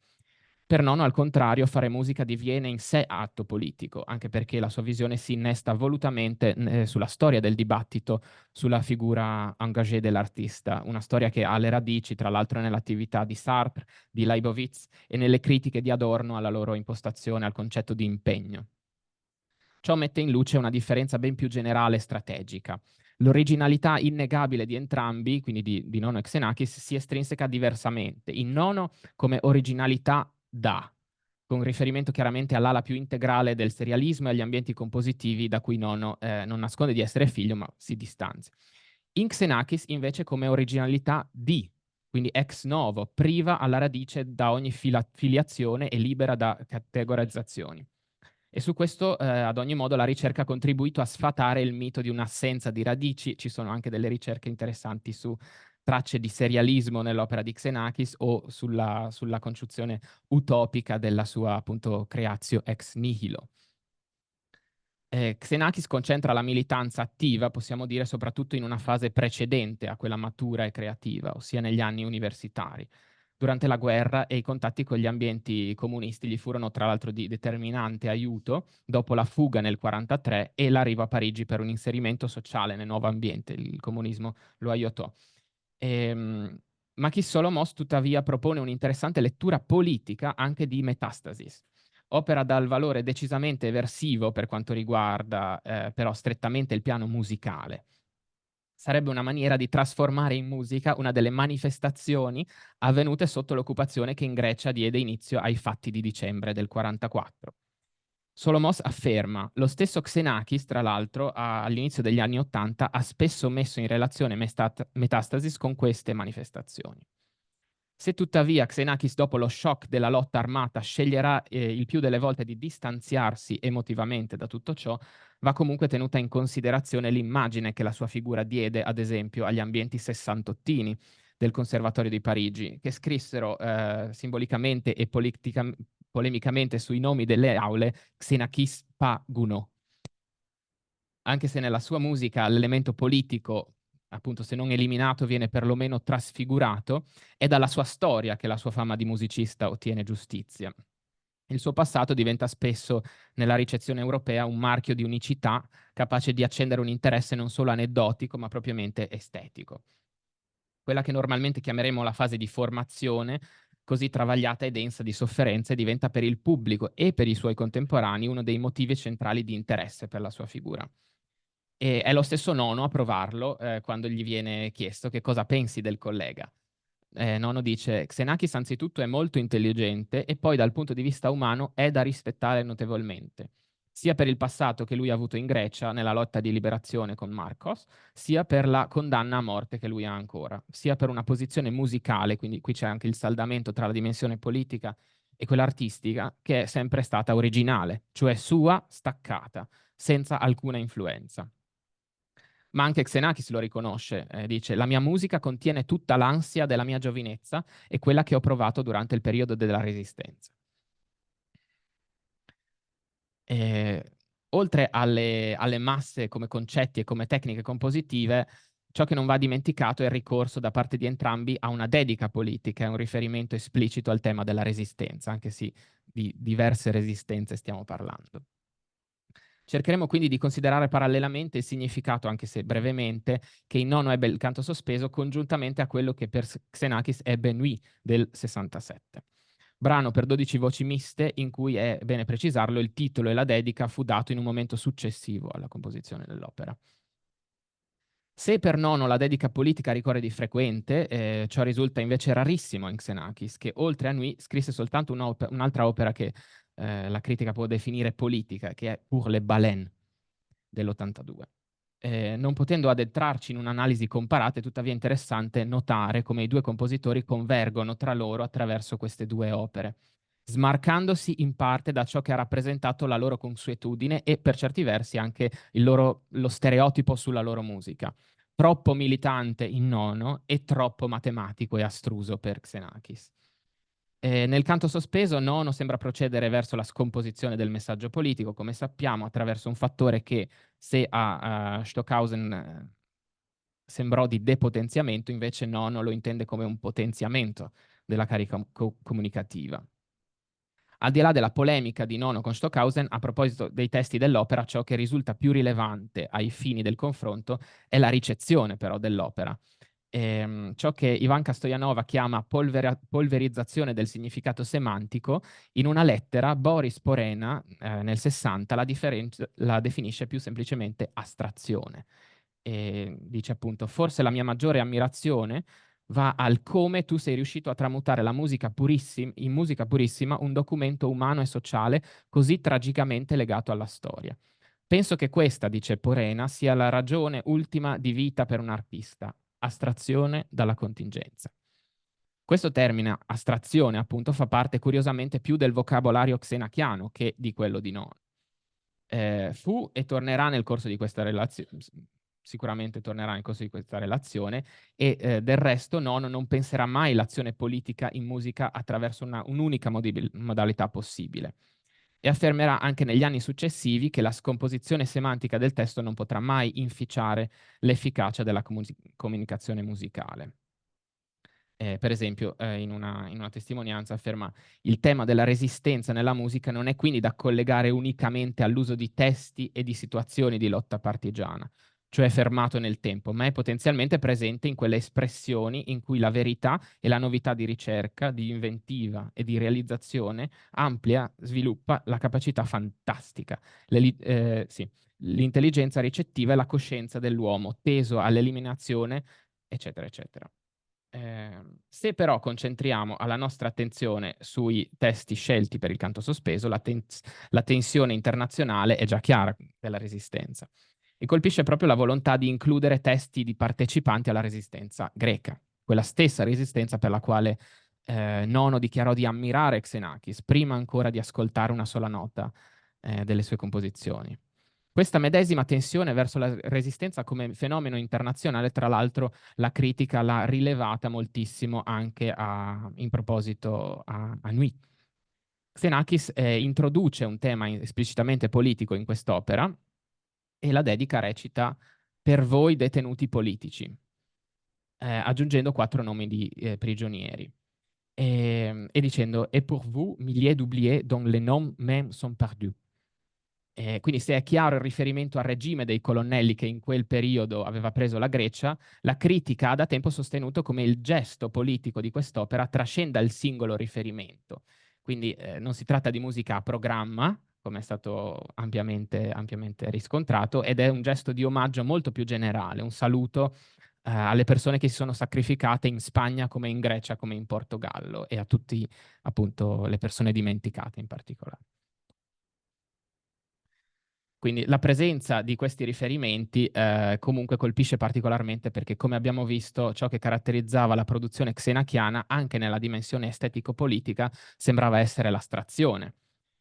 Essa può a ragione essere considerata una delle categorie interpretative dell'intero universo xenachiano, dalla musica agli scritti, declinando il concetto di utopia al di fuori del contesto sociale e orientandola piuttosto su un'idea di utopia della creazione, come dimostrano i progetti dei Polytop, ma come è evidente anche nella dimensione virtuosistica del suo pianismo, per esempio. Leggo un passaggio veramente molto famoso di Musique Formelle, però che chiarisce esattamente l'approccio di Xenakis. Tutti hanno osservato il fenomeno sonoro di una grande folla politicizzata di decine o centinaia di migliaia di persone. Il fiume umano intona uno slogan con un ritmo unanime. Poi un altro slogan viene lanciato in testa alla manifestazione e si diffonde in coda, sostituendo il primo. In questo modo parte un'onda di transizione dalla testa alla coda. Il clamore riempie la città, la forza inibitoria della voce e del ritmo è al suo apice. È un evento potentissimo, bello nella sua ferocia. Poi avviene lo scontro tra manifestanti e nemici. Il ritmo perfetto dell'ultima parola d'ordine si spezza in un'enorme massa di grida caotiche, che si diffondono anche in coda. Immaginate il crepitio di decine di mitragliatrici e il fischio dei proiettili che aggiungono la loro punteggiatura a questo disordine totale. Poi rapidamente la folla si disperde e dopo l'inferno sonoro e visivo c'è una calma detonante, piena di disperazione, morte e polvere.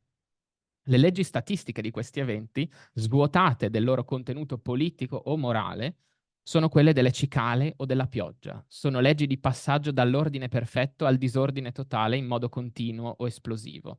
Sono leggi stocastiche, appunto. Dunque, se è vero che in questo dimostra la sua straordinaria capacità di astrazione dalla realtà, il concetto di massa in Xenakis trascende il solo aspetto tecnico-compositivo, per affermare la sua origine umana, tanto quanto in Nono non possiamo parlare, per esempio, solo di masse popolari. Bene, in Nui, inoltre, Xenakis lavora ad un superamento dei modelli musicali eurocentrici in maniera molto simbolica.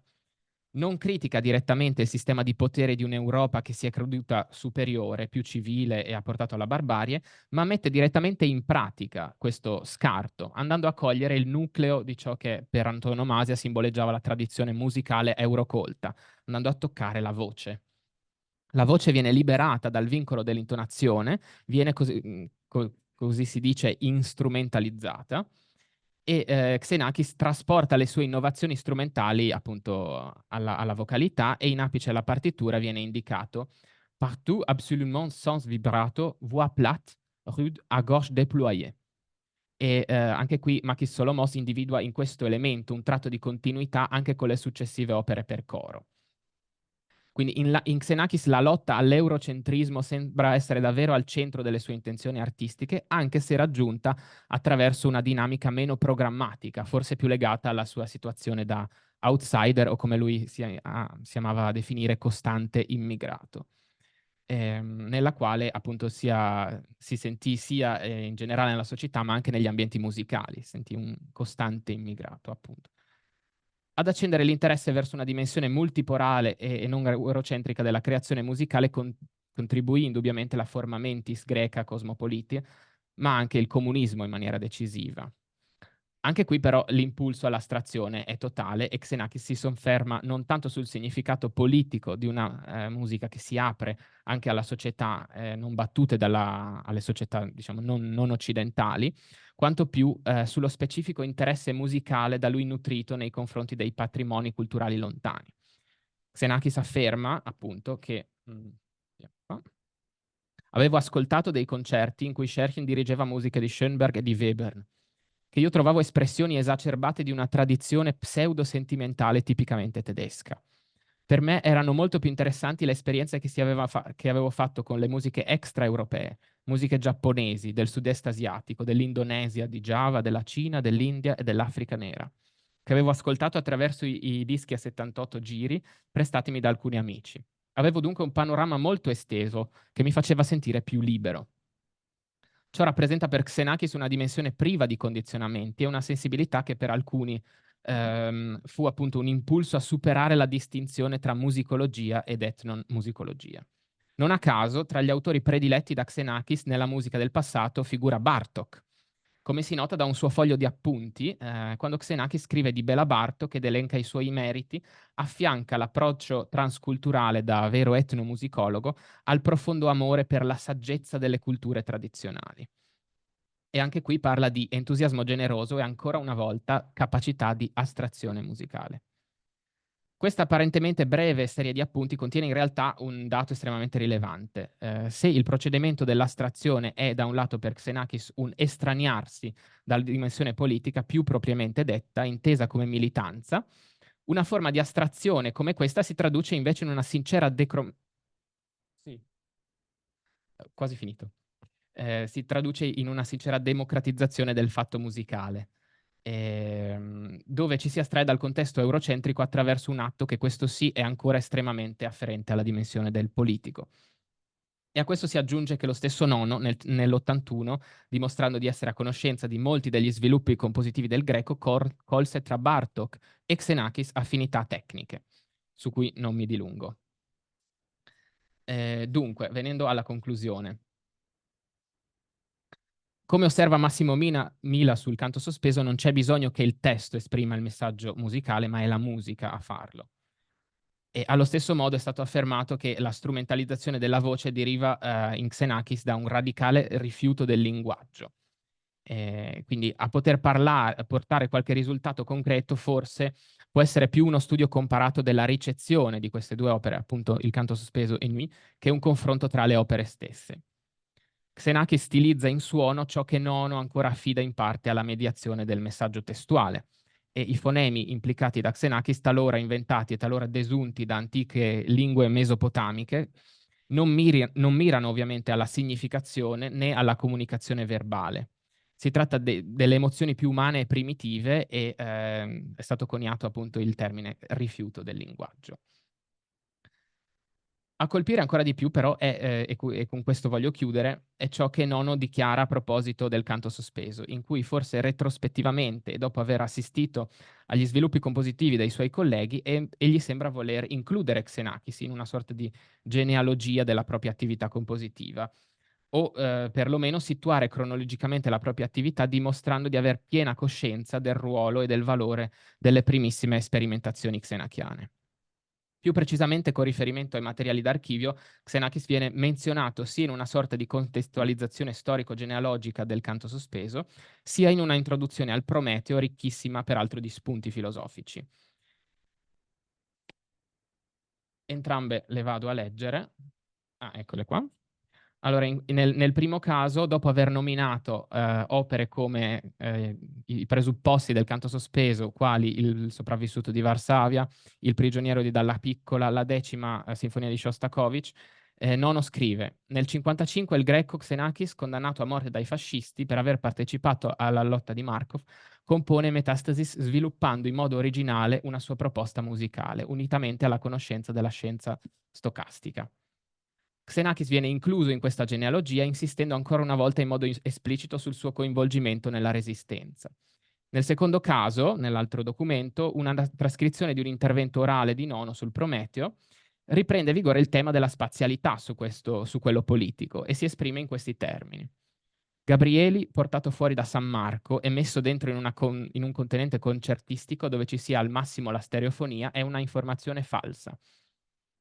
Ora, questa concezione di pensare tra lo spazio, che sia la partitura o che sia un testo, e lo spazio in cui suona, per me butta in aria tutta una tradizione italiana, tutta una tradizione europea, salvo rarissime punte recenti che possono essere quella della mostra del 58 a Bruxelles, Expo Varese Xenakis Le Corbusier, il Pavilion Philips, o quella di Osaka di Stockhausen.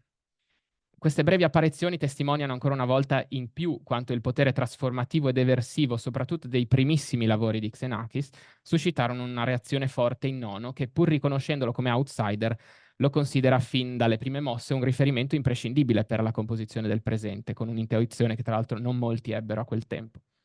Questo sembra infine suggerire anche che Xenakis impressionò Nono ben al di là della sua semplice appartenenza politica comunista, colpendolo per la radicalità e originalità delle sue scelte, forse esse stesse considerabili come un atto politico. Vi ringrazio.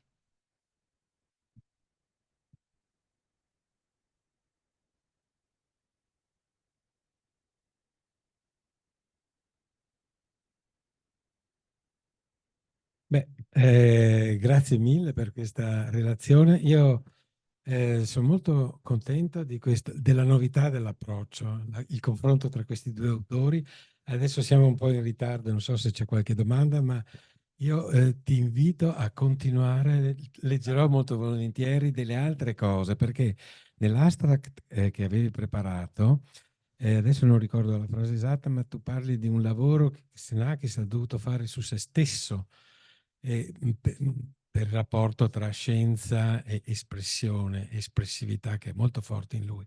E altrettanto si può paragonare forse con il lavoro che ha fatto Nono su se stesso a partire dalla famosa lettera di quando era ad Darmstadt, il rapporto con la scienza per aprire nuove porte. E se c'è qualche domanda, ecco, Veniero, forse. Penso che vada a registrare.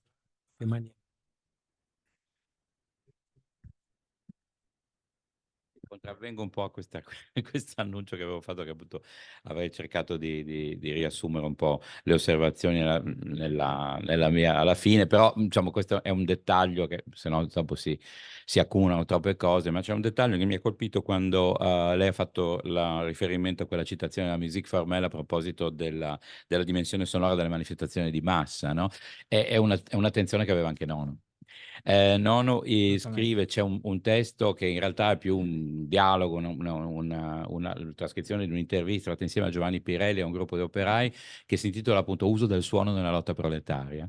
E c'è una specifica proprio utilizzazione di questi materiali aderendo anche a una deliberata estetica lo-fi nel dittico Musica Manifesto con Non consumiamo Marx, in cui proprio i suoni di strada, non lo dice esplicitamente, vuole creare una musica di strada utilizzando dei suoni registrati a bassa fedeltà di manifestazioni prese nella loro crudezza, e infatti appunto Non consumiamo Marx è un montaggio di materiali raccolti appunto per strada nelle manifestazioni del giugno 68 a Venezia, nelle Mm. contestazioni della Biennale, che fu un momento molto importante per lo sviluppo del movimento studentesco e anche che preludeva un po' alle lotte operaie del 69 a Venezia. E quindi c'è un parallelo secondo me molto chiaro, anche se naturalmente le conclusioni dei due compositori vanno in direzioni differenti, perché Nono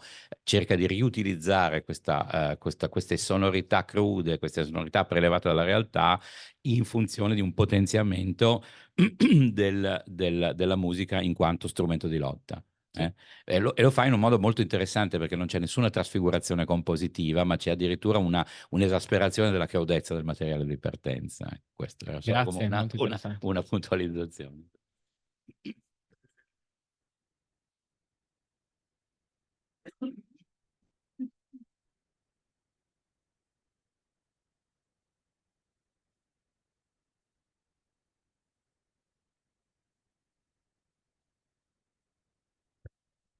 Se non c'è nessun altro, io ti ringrazio Grazie. moltissimo e invito Maurizio Azzan a raggiungerci. Eccoci.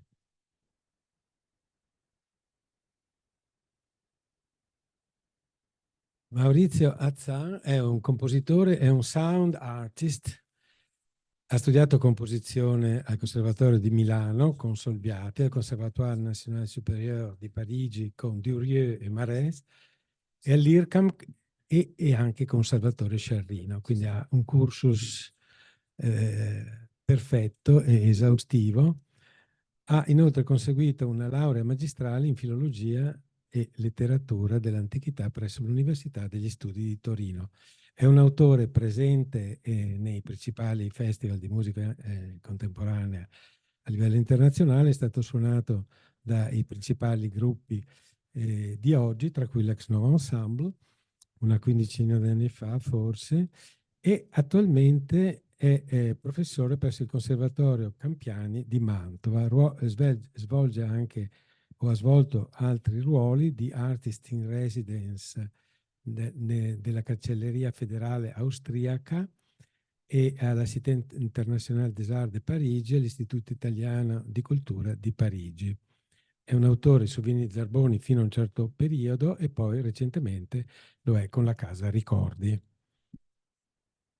Grazie Claudio per la presentazione e grazie a voi per essere qua oggi. Da compositore cercherò di aprire una sorta di finestra sulla creazione musicale contemporanea più recente, a partire proprio dalla articolata indagine condotta da Morelli nei suoi Scenari della lontananza.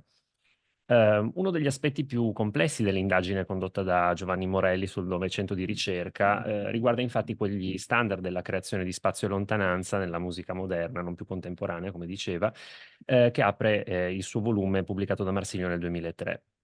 Negli ultimi 20 anni però molte cose sono cambiate nello scenario della creazione musicale. L'apporto delle nuove tecnologie e un crescente interesse per pratiche multimediali installative hanno portato allo sviluppo di estetiche, prassi e tecniche che faticano a essere ricondotte a quelle monitorate da Morelli ai tempi della sua ipertrofica tassonomia dalla A alla Z. Un esempio che più di altri mi sembra meriti di essere preso in considerazione è offerto da quei lavori è offerto da quei lavori in cui lontananza e spazialità, pur mantenendo una fortissima connessione con quella nozione di memoria stato dipendente da cui parte il ragionamento di Morelli, diventano i mezzi per parlare di un distacco scarto rispetto a un luogo all'uso che però non è più vissuto nei termini delle due ritualità di cui parla nel suo saggio. Ricordiamo che Morelli parlava di due possibili strade interpretative, una ritualità di rigenerazione e una ritualità di estinzione. Il pensiero musicale non rituale che ne risulta pone infatti al centro delle sue attenzioni l'ibridazione e infiltrazione reciproca di spazi acustici di per sé non interrelati o non congruenti fra loro, per esempio con presenze di spazi vicini, reali versus lontani virtuali, trasformandoli in una sorta di metafora esistenziale che influenza profondamente la percezione dell'opera. Allo stesso tempo, il materiale acustico oggetto di allusione si presenta all'ascoltatore attraverso alterazioni che hanno come preciso obiettivo quello di allontanare consistentemente il riferimento, talvolta collocandolo sul limite estremo che precede la totale impossibilità di riconoscimento. Se da un lato si riscontra un ricorso diffuso a dispositivi elettroacustici appositamente concepiti per dislocare il suono in modo da sottolinearne l'alterità e artificialità, penso per esempio all'utilizzo ormai diffusissimo di trasduttori e vari congeni low-fi per la diffusione del suono, parallelamente si vedono emergere pratiche compositive che, partendo dall'analisi di un materiale acustico preesistente, talvolta soltanto per via orale, talvolta anche proprio con analisi dello spettrogramma, ne esplorano le possibili sfocature attraverso deformazioni più o meno marcate e progressive, tanto sul piano temporale quanto su quello frequenziale. Moult per orchestra da camera ed Eclipse Plumage per piccolo ensemble d'elettronica sono due lavori scritti nel 2019 dalla compositrice romana Clara Iannotta, classe 1983, che mi sembrano emblematici nel loro incarnare queste possibilità altre. In essi, infatti, spazio e lontananza paiono configurarsi come altrettanti aspetti del materiale musicale che, oltre ad aver determinato le scelte riguardanti la materia sonora in essa impiegata, hanno finito per condizionare le modalità con cui essa ha preso forma nel corso del processo creativo. Ultimi membri di un corpus elaborato nel corso di 5 anni, Moult ed Eclipse Plumage nascono come altrettanti allontanamenti di un lavoro precedente, Dead Wasps in the Jam Jar 3 per quartetto d'archi amplificato e sinusoidi, a sua volta allontanamento di una breve pagina per violino solo, Dead Wasps in the Jam Jar 1, composta nel 2014-15 e poi proliferata in un altro lavoro intermedio per orchestra d'archi e sinusoidi. A differenza di quanto si riscontra talvolta nei cataloghi di altri autori e autrici, però qui non ci troviamo davanti a un'operazione di arrangiamento o adattamento, bensì a qualcosa di assai più problematico da definire e che parte da esigenze espressive totalmente diverse. Quella che si delinea fra Dead Wasps in the Jam Jar 1 per violino solo del 2014 fino a Eclipse Plumage del 2019 è infatti una storia di traslazioni e riesposizioni più che di riscritture. Se da un lato queste traslazioni hanno come obiettivo quello di osservare alcuni divenire alternativi nel tempo e nello spazio di uno stesso materiale acustico di partenza, dall'altro tali traslazioni sono caratterizzate dalla costante ricerca di una collocazione sempre più altrove di questo materiale che viene così, per così dire, progressivamente allontanato. Il primo lavoro, Dead Wasps in the Jam Jar 1, del 2014-15, scritto a cavallo di questi 2 anni, è una commissione della violinista di Vancouver Yuri Numata-Resnik, che grazie al sostegno dell'Università di Buffalo aveva elaborato un progetto concertistico discografico intorno alla partita in Si minore di Johann Sebastian Bach. I 4 compositori coinvolti, oltre a Clara Iannotta, vi erano Caleb Barnes, Matt Marks e Andrew Greenwald, erano stati chiamati a scegliere una delle danze della partita e il suo double, a partire dai quali avrebbero dovuto elaborare una breve pagina per strumento solo. Nel caso di Clara Iannotta assistiamo a un lavoro particolarmente interessante perché, a differenza degli altri compositori coinvolti, decide di procedere proprio attraverso sfocature progressive del materiale fino quasi ad arrivare a generare una specie di eco infinita di questa pagina bachiana. Partendo in particolare dal double, il lavoro che fa Clara Iannotta innanzitutto è quello di allontanare soprattutto lo strumento, quindi generare uno spazio acustico assolutamente non standard. Per farlo lavora con delle preparazioni di sua invenzione abbastanza fuori dal comune in quegli anni, che poi si sono diffuse, e che consistono in piccole clip circolari di una fattura particolare e di una marca particolare, che vengono disposte sul violino, come potete vedere. Questo doppio posizionamento di queste clip praticamente genera una sorta di doppio ponte, perché ogni clip crea un punto di contatto particolare che impedisce alla corda di vibrare normalmente. Non solo impedisce una vibrazione normale, ma genera sostanzialmente una produzione multifonica costante, quindi significa che diteggiando la corda normalmente noi otteniamo un'ombra di quello che la mano sinistra sta diteggiando, unitamente a un eco più o meno costante e in costante evoluzione interna, anche in parte aleatoria, nel senso che c'è, diciamo, un range di varianza, ma più o meno è statico, che viene ulteriormente arricchito dall'utilizzo della sordina in metallo, che è una sordina molto particolare da studio, che ha un effetto abbastanza particolare, cioè anziché limitare le frequenze acute, come succede normalmente con le sordine, le intensifica perché riduce quelle gravi. Quindi in pratica questo utilizzo della sordina serve soprattutto per ribilanciare lo spettro, che altrimenti sarebbe diciamo poco efficace e soprattutto sbilanciato e polarizzato sul grave. Questa prima sfocatura coincide poi con una sfocatura del materiale musicale vero e proprio, cioè a partire dalla pagina del double, in una primissima versione del pezzo che semplicemente sta sui suoi quaderni personali, Clara Iannotta praticamente va a prendere quelli che sono i picchi di questo movimento costante, di questo moto perpetuo, per utilizzarli come picchi di questi glissati che poi va a scrivere sul violino e che diventerebbero sostanzialmente una specie di scheletro sfocato di quello che era l'originale Bacchiano. Una volta verificato che effettivamente questa scrittura diventava molto meccanica perché i tempi di produzione del suono di uno strumento così tanto preparato cambiano, il suono diventa molto più pigro, per poter avere un bilanciamento è necessario avere determinate condizioni di velocità d'arco, per cui mantiene in alcuni punti questo tipo di logica quasi imitativa, in quasi tutto il pezzo invece, soprattutto quando nella prima parte lavora con queste tecniche, qua avete tutto il pezzo intero davanti, va effettivamente a mantenere, va effettivamente a sfasare questi transitori d'attacco in modo assolutamente intuitivo, non c'è una logica post-strutturalista dietro. La cosa che però interessa molto è che questo continuare a sfocare va a influenzare anche la forma della corrente, resta effettivamente una bipartizione molto evidente, addirittura una cesura mediana che potete notare nella seconda metà dell'ultimo rigo della prima pagina e che viene poi ripresa praticamente il penultimo rigo della nella seconda parte del brano, dove effettivamente vengono quasi assegnate delle funzioni cadenzali a determinate classi timbriche e che tendenzialmente sono costituite da rumori bianchi filtrati in maniera diversa. Nel caso della cesura mediana si tratta del rumore bianco ottenuto da un archetto passato sopra la cassa armonica dello strumento, mentre passatemi il termine, la cadenza finale conclusiva è invece data da un overpressure molto aggressivo sulla quarta corda.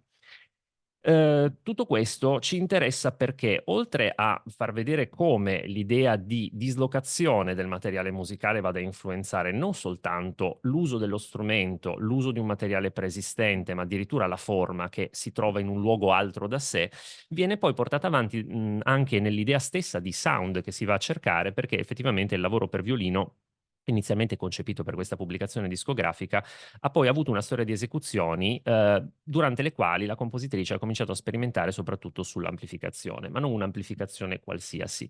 L'amplificazione richiesta non è a partitura, però ho lavorato effettivamente con dei miei studenti in conservatorio, degli studenti di violino, questo pezzo, richiede un'amplificazione abbastanza anomala, cioè quello che viene trasmesso in sala non è l'amplificazione del violino, ma è solo il trattamento tramite riverbero.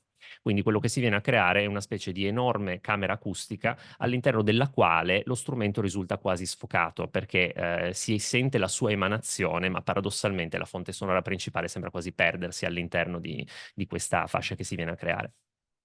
Perché abbiamo visto così in dettaglio questo lavoro? Per il semplice fatto che siccome è da qua che parte tutto quello che è il corpus di lavori, alla fine dei quali effettivamente troviamo quelli che ci interessano, poter capire bene questo lavoro qua significa effettivamente essere un po' a metà strada con il lavoro. Vi propongo l'ascolto giusto di una metà di questo lavoro in modo da poter capire il tipo di sonorità che stiamo guardando. Ci sono più esecuzioni discografiche, quella in realtà originale è questa, no, è questa qua, scherzavo, è questa qua. Specifico questa cosa perché musiche di questo tipo, con queste caratteristiche da un punto di vista proprio delle tecniche esecutive, vengono molto spesso proposte da interpreti che, non lavorando direttamente con la compositrice, chiaramente tendono a fare dei loro adattamenti e gli adattamenti talvolta possono essere, diciamo, molto personali e decisamente poco rispettosi poi della versione, diciamo, voluta dalla... Fare il controllo dell'udito. Lo scopriamo fra poco. È a te. È a tema.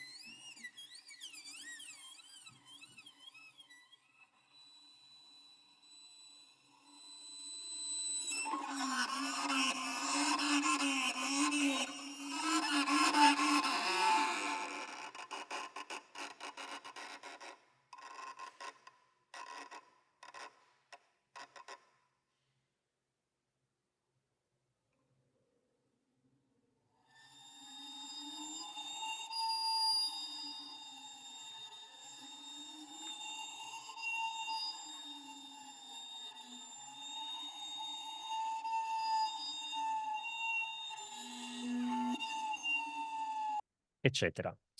Il senso di questo lavoro, ovviamente, siccome l'esecuzione della partita di Bach alternava questi lavori, era proprio quello di creare questa specie di camera di risonanza subito successiva al double.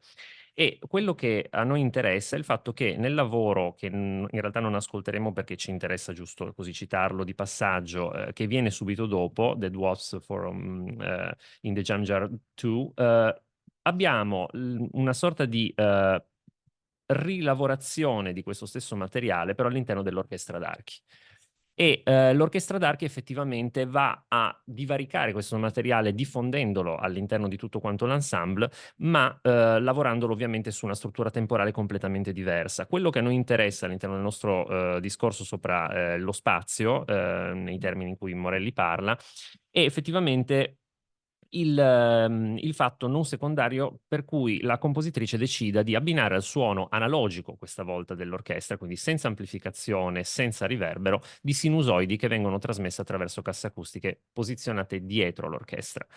Questa sorta di giustapposizione di spazi acustici abbastanza incompatibili fra loro, una sinusoide ha un colore particolare, ha un tipo di proiezione aspaziale che contrasta abbastanza con questo tipo di suoni che, per quanto piccoli, si riconoscono immediatamente. Effettivamente comincia ad introdurre all'interno della poetica di Clara Iannotta l'idea veramente di creare giustapposizioni di layers che in questo lavoro per orchestra d'archi si limitano semplicemente a delle aggiunte. Si tratta di fasce di sinusoidi che entrano e intervengono senza avere delle grandi interazioni con il resto, ma che effettivamente nel successivo lavoro per quartetto d'archi preparato ai sinusoidi del 2017-18, che è una commissione del Festival d'Automne della Pro Quartet di Parigi, si trova davanti a una situazione assai diversa. Effettivamente qui il quartetto è amplificato, quindi noi abbiamo una amplificazione che non è più quella del violino che avevamo all'inizio, quindi non è soltanto riverbero, ma un'amplificazione vera e propria. E al tempo stesso questa amplificazione viene orchestrata, in qualche modo viene completata dalla presenza di queste fasce di sinusoidi che vanno a creare un'interazione effettiva col quartetto per archi. Ad esempio qui abbiamo proprio l'inizio del brano e effettivamente l'ingresso delle sinusoidi è qualcosa che ha a che fare con la texture e con la forma che si va a creare, quindi sì, c'è una giusta posizione di elementi, ma si vanno a fondere completamente in uno spazio acustico che ha una sua coerenza, pur mantenendo questa dimensione piuttosto irrealistica del suono completamente fisso e morto. Clara Iannotta parla proprio di risonanze artificiali, morte, che non hanno nulla a che vedere con la vitalità di questi strumenti, che sono completamente irregolari. Questo quartetto per archi è particolarmente importante perché diventa la base a tutti gli effetti dei due lavori successivi. In che senso ne diventa la base? Quando in quello stesso anno le viene commissionato un lavoro per orchestra da camera, che poi scriverà nel 2018-19 Molt, dalla Westdeutschen Rundfunk e dal Wien Modern Festival, Clara Iannotta decide di partire nel comporre proprio dall'idea di utilizzare la registrazione intera di questo quartetto, completo delle sinusoidi, come materiale di base. Quindi significa che noi siamo partiti da un modello che era storico, Bach, arriviamo a un brano che già cerca di allontanare questo modello storico, un brano intermedio che lo divarica, quindi lo sfoca ulteriormente, un brano che sfoca questa sfocatura attraverso l'amplificazione e adesso arriviamo ad avere questa registrazione che viene sottoposta a un trattamento molto particolare. Effettivamente vi sono principalmente due modi per deformare la durata di un suono.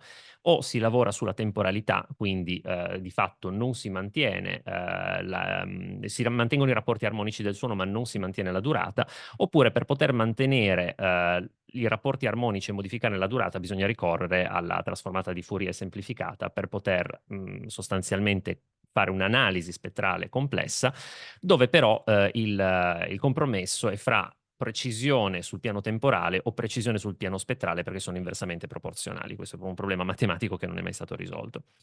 Il lavoro di Clara consiste nel creare 9 deformazioni temporali di questa registrazione, che è la registrazione che c'è sul disco in vendita con il J-Quartet, dove effettivamente queste 9 dilatazioni creano uno stretch di questa traccia audio dove ovviamente noi smettiamo di avere la riconoscibilità delle nostre fonti acustiche, diventa una materia sonora completamente ineffabile. Chiaramente resta il colore armonico, ma le articolazioni cominciano a perdersi. Queste 9 registrazioni vengono utilizzate come? Fondamentalmente vengono trasmesse non attraverso delle casse acustiche, ma ciascuna viene assegnata a uno strumentista all'interno dell'orchestra, in particolare gli 8 violini primi e l'esecutore di fisarmonica, che si trovano a maneggiare anche dei Walkman, i banalissimi mangianastre che si utilizzavano negli anni 80-90. E questa scelta fa sì che effettivamente il suono non provenga da una source visibile e che ci fa capire immediatamente che c'è uno scarto, come quando abbiamo il setup completo di un'ottofonia, ma al tempo stesso ci rendiamo conto che il suono è profondamente colorato. Tutti noi abbiamo avuto questa esperienza di ascolto di un suono deteriorato dal mangianastri. E quest'idea di partenza, di abbinare un suono dal vivo e una deformazione molto profonda dello stesso attraverso un trattamento elettroacustico e un filtraggio analogico, effettivamente va a creare una sorta di come possiamo chiamarla? Una sorta di compresenza di spazi acustici assolutamente incompatibili fra loro, che effettivamente diventano la base stessa che fornisce in qualche modo il quadro poetico del lavoro. Se andiamo a leggere la nota di programma della compositrice, ci dice: quando un ragno fa la muta, perde il suo esoscheletro, rinnovandosi e lasciando dietro di sé un'impronta materiale del suo corpo, quasi come se fuoriuscisse dall'ombra della sua stessa forma. La muta è un processo vitale ma molto delicato. Subito dopo la muta il ragno è debole e non protetto, ma la nuova pelle gli lascia spazio per crescere. La doppia temporalità dell'animale e del suo guscio dismesso mi affascinano, ci mettono di fronte a una traccia fisica del passato all'interno del movimento del presente, una visione del sé scisso attraverso i tempi. In Molt cerco di immaginare l'orchestra come un animale che può cambiare pelle, perdendo passati che continuano a perseguitare la forma del pezzo. E questa frizione che si viene a creare fra queste temporalità effettivamente è particolarmente interessante, soprattutto perché la si sente all'ascolto. C'è tutta la prima parte del pezzo puramente fatta dall'orchestra, dove effettivamente ritroviamo questi materiali dati dalla preparazione abbastanza estrema degli archi, e quando a un certo punto pian pianino vengono attivati tutti questi tape e entrano tutti quanti insieme, si viene a creare una specie di enorme cataclisma dove sentiamo questa convivenza di spazi che in qualche modo faticano a convivere. Vi propongo l'ascolto giusto di un estratto con la partitura. Ok.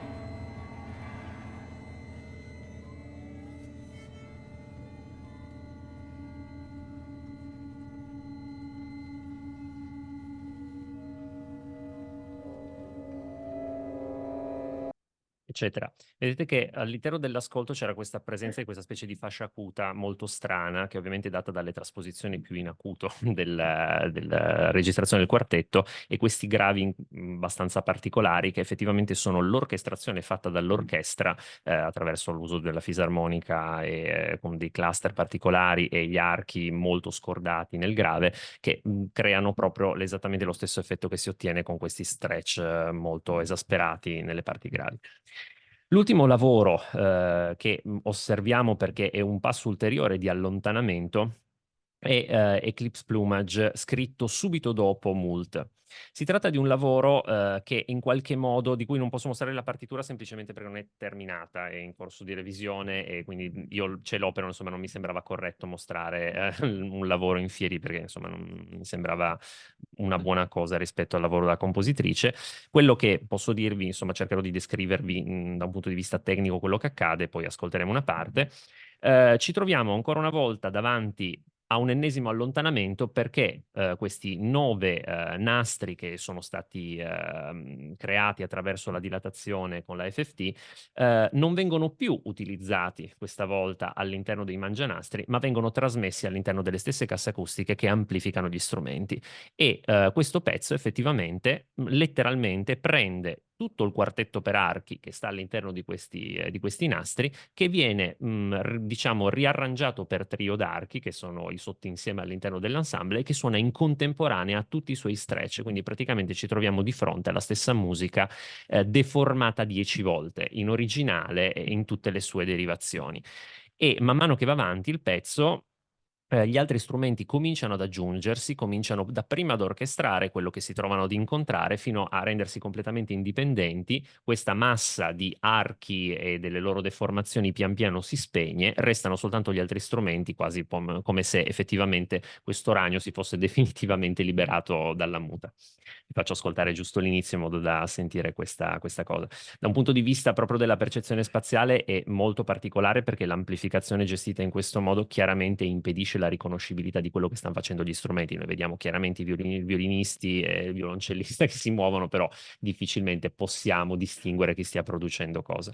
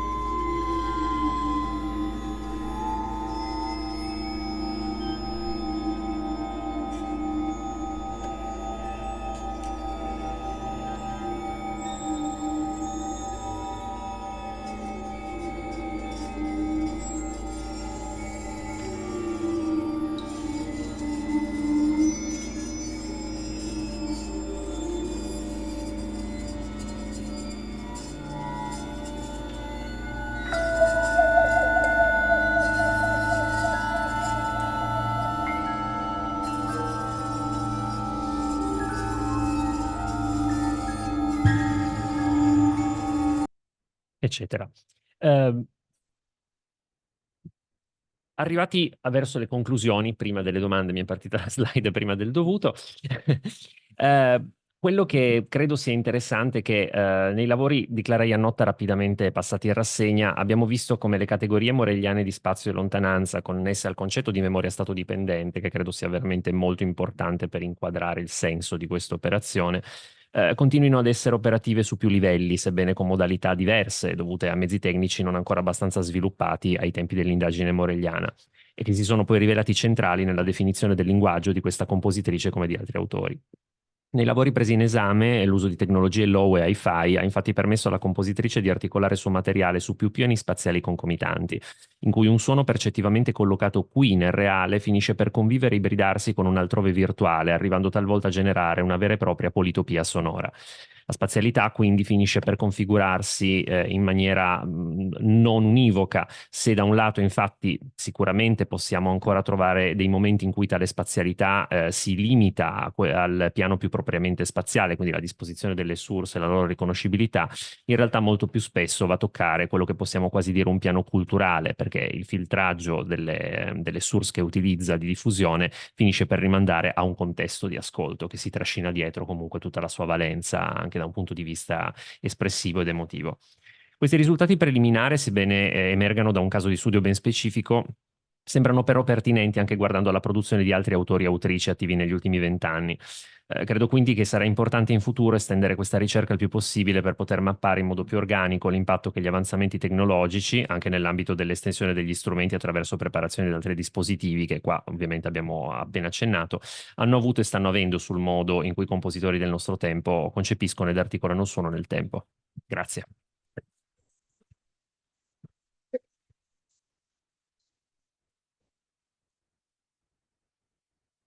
Bene, io ringrazio moltissimo Maurizio Azzan per averci fatto scoprire questa interessantissima ricerca e mi complimento perché un compositore che parla di un altro compositore è assolutamente una cosa rarissima. E come sollecitato dall'autore, c'è qualche domanda? 2 domande al prezzo di una? 3 domande? Ecco, dai. Grazie per questa bellissima presentazione, molto eloquente, molto ben focalizzata e molto informativa naturalmente.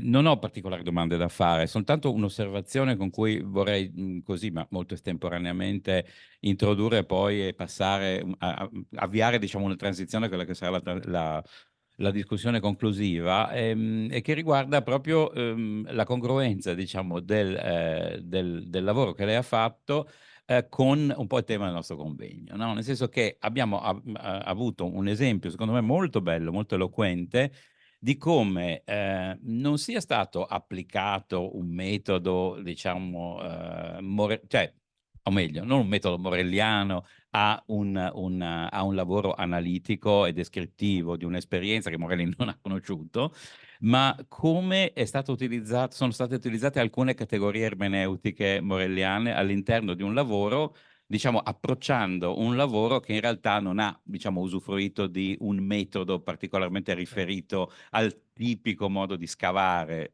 di Morelli sulle proprie. Questo lo trovo molto, molto, come dire, diciamo, è stato esplicitato, insomma, anche come dire, una differenza, per così dire, tra metodo e riferimento a una pratica critica che, diciamo, è estranea al lavoro di scavo, al lavoro analitico, al lavoro descrittivo, che comunque trovo molto, molto, molto lodevole. Ecco, questo voglio dire soltanto questo, solo questo.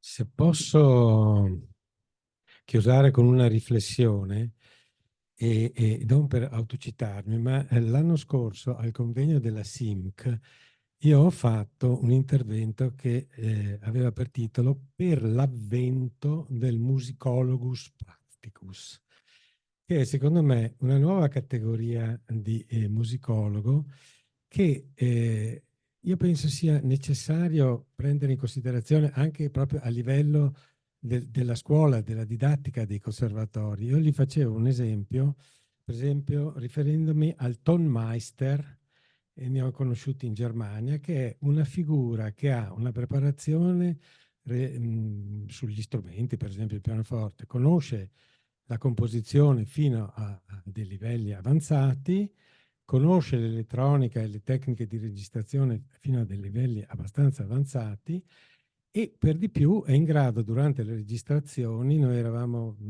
40 anni fa andati, chiamati giovanissimi, l'ex Novo Ensemble della VDR, per fare delle produzioni, cioè non per fare il concerto, solo per andare a registrare e poi tornare indietro. E questo Tom Meister, con la partitura quasi a prima vista, si accorgeva di piccoli difetti, perché naturalmente in cuffia si sentono benissimo. E a partire dagli anni 90 circa, diciamo, con il lavoro di Lachenmann, eccetera, con l'introduzione delle chiavi strumentali che sostituiscono la chiave di violino, di basso, eccetera, eccetera, si è creato la necessità, secondo me, di far sì che i musicologi abbiano un contatto con i compositori e con gli strumentisti molto, molto stretto, un po' come il gallerista che va nello studio del pittore, non si limita alla visione dei quadri nella mostra. Quindi entrare in un rapporto molto stretto, come abbiamo visto oggi, questa partitura e questo tipo di lavoro, ce ne sono tanti altri dello stesso tipo, diciamo, è comprensibile, analizzabile, spiegabile, e soprattutto c'è bisogno, secondo me, di quelle figure che hanno avuto la generazione di Nono, cioè i portavoce.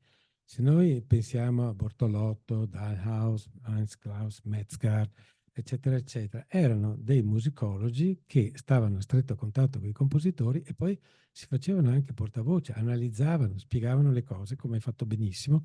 E quindi auspichiamo che tra voi, bravissimi anche musicologi, ferratissimi, che abbiamo visto questo paio di giorni, ci sia questo progressivo approcciare tutta questa dimensione della conoscenza degli strumenti, veramente toccandoli, toccare, suonare e anche toccare, e naturalmente di tutte le tecniche di trasformazione del modo di pensare che si evolve per fortuna in continuazione. Domande? Simonetta? Ti sei mossa in un'asta, avresti già dovuto tirare fuori 100.000 euro perché hai fatto un movimento che è stato scambiato per un desiderio di domanda. No. Vaneggia, vuoi vaneggiare qualche minuto? Vabbè. Allora, qui facciamo una pseudo cesura di... Francesco, scusami. No, ma solo una piccolissima, neanche domanda. E così, dopo tutta questa disamina tecnica, cioè se adesso tu volessi sintetizzare, dire in poche parole, a livello proprio estetico, per non dire addirittura ideologico, di visione, che cosa è cambiato tra quella prospettiva di lontananza, nostalgica, eccetera, di cui ci parla Morelli in relazione a Nono e ai suoi autori, perché poi abbiamo anche visto, no, nel gruppo si parla anche di questi allontanamenti riguardo a Kurt Stockhausen nell'altro articolo sui rituali, e questa prospettiva contemporaneissima, cioè dei giorni nostri. Gli allontanamenti sono evidenti, il materiale che progressivamente subisce tutta questa serie di sì, allontanamento, che è anche un allontanamento tecnico. Dal punto di vista più estetico, di immaginazione, persino di ideologia, cosa vedi di diverso, di molto diverso? Perché so che tu sì. ami individuare delle differenze anche.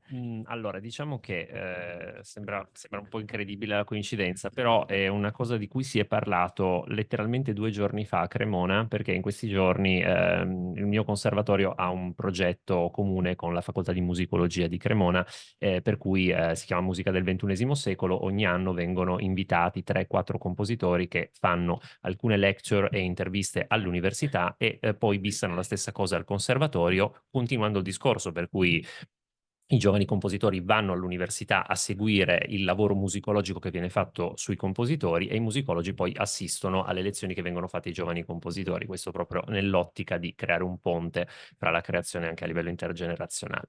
Tra l'altro Claudio è stato, credo, uno dei primissimi invitati anni fa, prima che arrivassi io a insegnare a Mantova. E, in questi giorni abbiamo avuto Mauro Lanza, e Mauro Lanza è un esempio di allontanamento morelliano, cioè post-morelliano, ecco. E ho pensato molto a lui mentre lavoravo a questo lavoro, perché in maniera completamente diversa, però fa un lavoro in qualche modo sempre sull'idea di allontanamento del materiale, spazialità, eccetera. E effettivamente a un certo punto una persona ha proprio chiesto, ma come mai oggi c'è comunque questa sorta di mancanza anche di pudore, se si vuole, che c'era 20 anni fa, 30 anni fa, rispetto all'uso di materiali molto storici tenuti in maniera molto scoperta, oppure un uso, diciamo, forse anche così un po' spensierato di categorie come quella di spazialità e allontanamento, che invece erano ricondotte a un alveo estetico molto preciso. E Morelli in questa cosa effettivamente ha ragione, perché è vero, l'idea comunque di lontananza come guardo qualche cosa che non posso raggiungere, e c'è sempre una sorta di quasi rimpianto e nostalgia, no? Rispetto al luogo, all'uso, era qualche cosa di comune e diffuso. Io penso semplicemente che ci sia stato con le generazioni uno scarto rispetto un po' ai sensi di colpa nutriti da una certa avanguardia e post-avanguardia nei confronti di quello che c'era prima. Cioè, mi piace tanto quella musica, però non la posso fare. E qui ovviamente parlo, diciamo, soprattutto da compositore 36enne che ha studiato con una generazione di mezzo, che ha avuto come maestri i grandi dell'avanguardia, e che talvolta non è stata in grado di maturare veramente una visione personale su queste cose, molto spesso ereditando tutta una serie di bias culturali che erano concepibili proprio a seguito di letture anche molto importanti e profonde, che però sono un po' uscite dalla nostra biblioteca attuale. Per esempio, mi è capitato più volte, già soltanto letture che erano abbastanza obbligate quando ero studente io, essere completamente bypassate all'estero tantissimo, dai nostri studenti anche, perché bisogna proprio insistere perché le facciano. E cambiando i modelli culturali cambia anche l'approccio che si ha rispetto ovviamente al dato del confronto con la storia, al dato del confronto con la problematizzazione che la storia comporta. Questo non significa che ci sia un approccio meno problematizzato, semplicemente ci si pone più nell'ottica di dire io che cosa posso fare e ho voglia di fare con questo materiale rispetto a ciò che è già stato fatto. Non si parte dal presupposto che questo non si possa o si debba fare. Tutto qua. Poi, ripeto, chiaramente parlando di queste cose uno parla attraverso anche quella che è la sua propria esperienza e la limitatissima finestra che si può avere su delle cose che stanno succedendo adesso, ecco.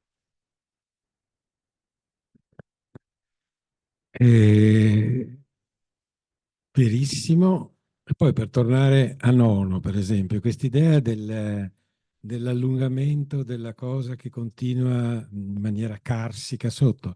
Cioè, tutto Nono è pieno di queste cose. Tutti i delay che lui usa, lunghissimi, eccetera, sono in sostanza una specie di aura che brilla sopra queste cose.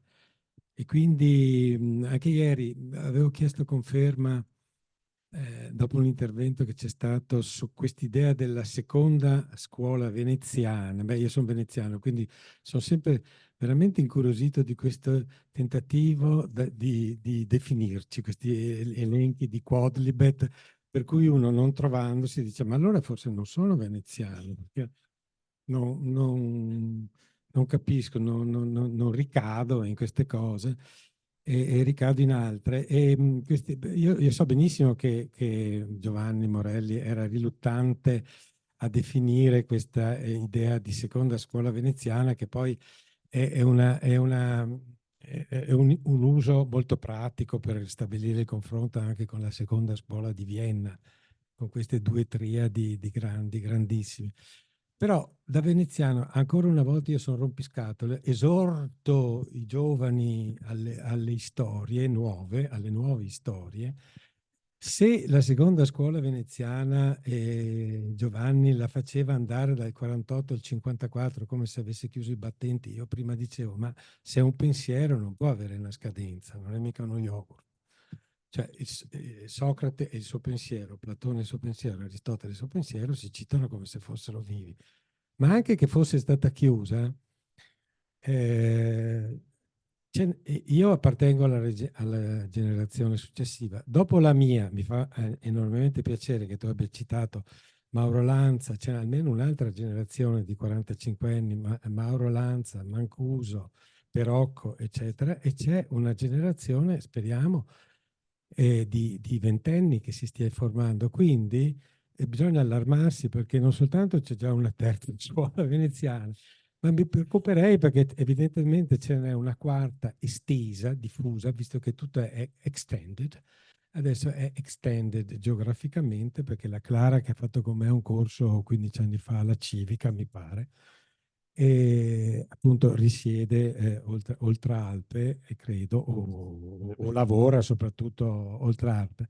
Quindi esorto ed esorto. Noi siamo qua, siamo pieni di scatoloni, di cose da guardare, e siete i benvenuti. Io e tutti gli altri colleghi che stanno lavorando continuativamente. Per esempio Mancuso è uno che li inventa gli strumenti musicali, li costruisce, è il compositore e liutaio in primis, e così via. Mauro altrettanto, l'understatement di giocare con carabattole dopo un'epoca in cui bisognava avere per forza, c'era quando girava Gigi con questi muri di scatole di ferro piene di lucette verdi, rosse e gialle, e non mi ricordo chi mi ha detto, vedi, tutta quella roba sta in un Yamaha, un expander Yamaha X, Y, eccetera, Z, che riassumeva tutto quell'armadio. Per cui adesso si è arrivati alla cosa opposta, che come ci sono i jeans rotti, e bisogna portarli e costano moltissimo, allora ci sono le scatolette iper low wifi, che però per trovarle bisogna in internet spendere un sacco di soldi per comprarle. Bene, andiamo avanti con qualche domanda. Non vuoi vagheggiare, no? E siamo qua, dobbiamo arrivare sono le 12:31. In qualche maniera dobbiamo arrivare. Eh sì, dai, hai voglia? Dai. Allora, qualcun altro? Negli ultimi banchi, lì in fondo, negli ultimi banchi, che si dice? Vuoi dire qualcosa tu ancora, raccontare qualcosa? Ah, non abbiamo molto tempo, basta.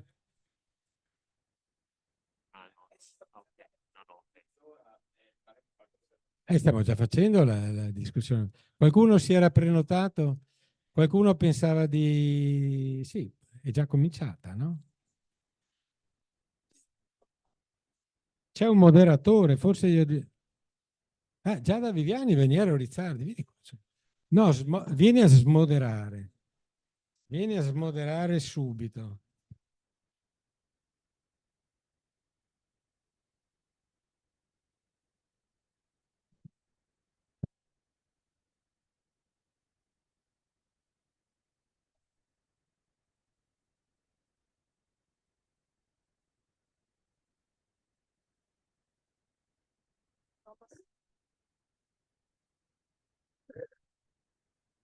Dunque, ecco, siamo in così, abitiamo uno slittamento temporale, anch'io devo prendere qualche libro, ma siamo molto minacciosi perché...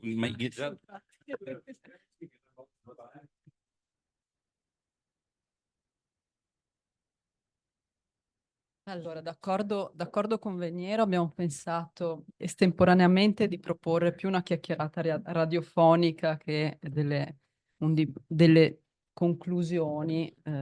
Sì, non è possibile, secondo me, anche perché pensavo, dunque, c'è una questione di tempo che ci forzerà per forza a delle osservazioni così molto, molto ficcanti, cioè no, ficcanti, spero che siano ficcanti, ma molto fulminee più che altro, e non a ragionamenti ponderati a cui tutto quello che io personalmente ho ascoltato in questi giorni indurrebbe, perché è stato significativo secondo me il fatto che dopo ogni relazione ci fosse questa grande esitazione, per non dire riluttanza, a commentare, perché ogni relazione, non lo dico tanto per offrire una valutazione così estemporanea a quello che ho sentito, che è stato tutto eccellente, ma perché ogni relazione affrontava in modo molto responsabile, secondo me molto profondo, il tema che era stato proposto, ossia questa relazione di pensiero che intercorre in qualche modo tra il mondo di pensiero di Nono e il mondo del pensiero di Morelli.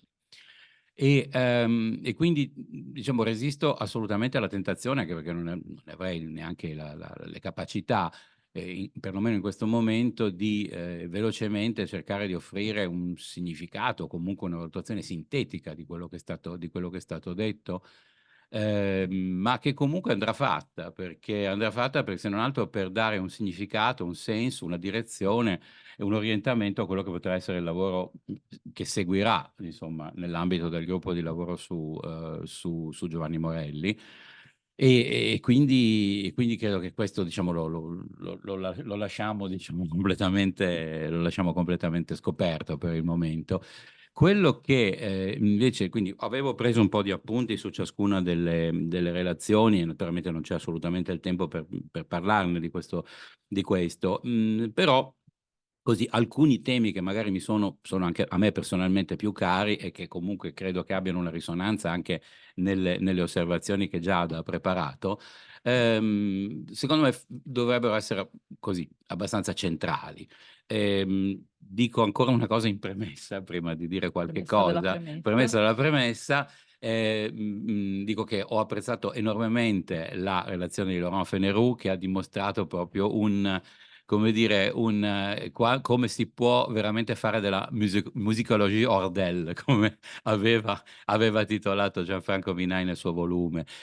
Ossia un lavoro, diciamo, di terzo livello sulla riflessione di Morelli su Nono, perché in qualche modo Laurent ha fatto esattamente quello che Morelli tendeva a fare, e questo era probabilmente anche uno dei significati, diciamo, più evidenti del suo metodo, e che è quello, consiste appunto soprattutto in rapporto a Nono, ma anche ad altri oggetti di ricerca molteplici, non tanto quello di operare una critica, di entrare in dialettica con il soggetto esaminato, ma di espanderlo, perché il lavoro di Giovanni Morelli ha questa caratteristica che, pur provenendo da un musicologo di formazione assolutamente eccentrica, ma che comunque è radicato sostanzialmente nella musicologia storica, e che è riuscito ad espandere attraverso altri metodi, altre discipline, altri saperi, uno stile di ricerca, uno stile di lavoro che ha aspirato utopicamente a moltiplicare i livelli simultanei di discorsività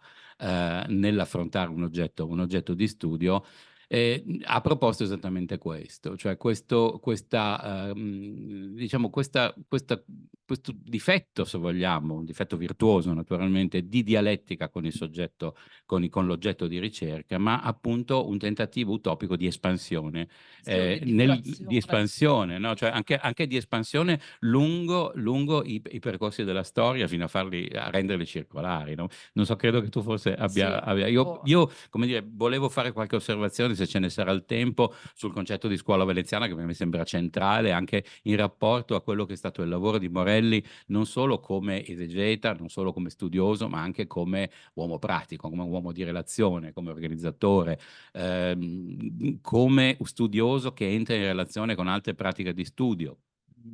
Se vuoi, volentieri la parola. Sì, in realtà questa mattina, appunto, quando con Veniero ci siamo già confrontati ieri, ma poi stamattina ci siamo confrontati dopo aver meditato durante la notte, essendo entrambi animali abbastanza notturni, e ci siamo ritrovati su diverse considerazioni. Innanzitutto, appunto, la questione della diffrazione più che ampliamento. Io parlerei di diffrazione. Cioè, come abbiamo visto molto bene appunto nella lezione di Laurent, la capacità di Morelli era quella di cogliere in un oggetto e far risuonare più oggetti tra loro, tra l'altro, le possibilità non solo di ampliamento, ma di, come dire, proiettare i diversi livelli, le diverse stratificazioni in costellazioni di concetti, di oggetti, di percorsi, di transizioni che risuonano tra di loro e creano una difficoltà di approccio nel lettore, però anche una produzione di significati che va ben oltre il testo scritto, quindi sono testi estremamente densi, estremamente dettagliati, profondi, che però portano nella lettura, fanno sempre creare un qualcosa di più, ed è l'apporto, diciamo, anche originale, che poi il lettore contribuisce a dare ai testi di Morelli. Questo è un aspetto che, a mio avviso, in questi 2 giorni è venuto fuori molto bene, un po' in tutti gli interventi, di un convegno che ha superato, devo dire, le mie aspettative, in tutta sincerità. E quindi io personalmente auspico la pubblicazione di questi 2 giorni, e avrei sentito la necessità di un intero pomeriggio di discussione, proprio perché anch'io ho notato molte cose, molti punti, molte questioni da discutere su ogni intervento, e l'imbarazzo nell'intervenire ieri dopo ogni relazione era dato dal fatto che ogni questione era una questione estremamente complessa e che avrebbe richiesto un tempo di discussione. Quindi anche forse un incontro intermedio prima della pubblicazione degli atti potrebbe essere un modo per un incontro più seminariale. E per quanto riguarda, appunto, se nel poco tempo che ci rimane a disposizione, io ho segnato appunto di elenco dei leitmotiv che sono tornati all'interno di questi 2 giorni, e che anche a mio avviso sono rilevanti sia nell'opera di Morelli, sia diciamo, nella futuribilità dell'opera di Morelli, cioè nel suo essere ancora molto fecondo come oggetto che ci permette di riflettere sul passato, ma anche, abbiamo visto, sul nostro presente. E uno di questi è la scuola veneziana. Ricedo la parola Sì, a Veniero. sì, è un tema, è emerso per esempio nella relazione di Marasma, a cui faccio riferimento per forza di cose, perché è stata la prima, è quella che ha tematizzato, diciamo, questo concetto. Ho molto apprezzato il fatto che Maras, per esempio, abbia spostato l'accento sulle tipologie di venezianità che sono state repertoriate in quel modo, con quelle 23 categorie, no? Proprio in funzione della volontà di decostruirle, no? Infatti, giustamente Maras ha appunto messo in evidenza come ci fosse questa assenza così fragorosa della grande Venezia, no? Appunto della metropoli incompiuta ma non inesistente, che Morelli appunto evita, e che trovo un bel tema problematico, perché soltanto un'osservazione così, diciamo, queste osservazioni sulla venezianità Morelli le opera da Venezia. Cioè, non dimentichiamolo, dalla Cini, che è il prodotto di quella grande Venezia. Quindi c'è come dire, c'è una grande assenza che anche a livello genealogico. È un rimosso, proprio. e anche a livello genealogico. C'è un rimosso molto importante su cui forse si potrebbe lavorare.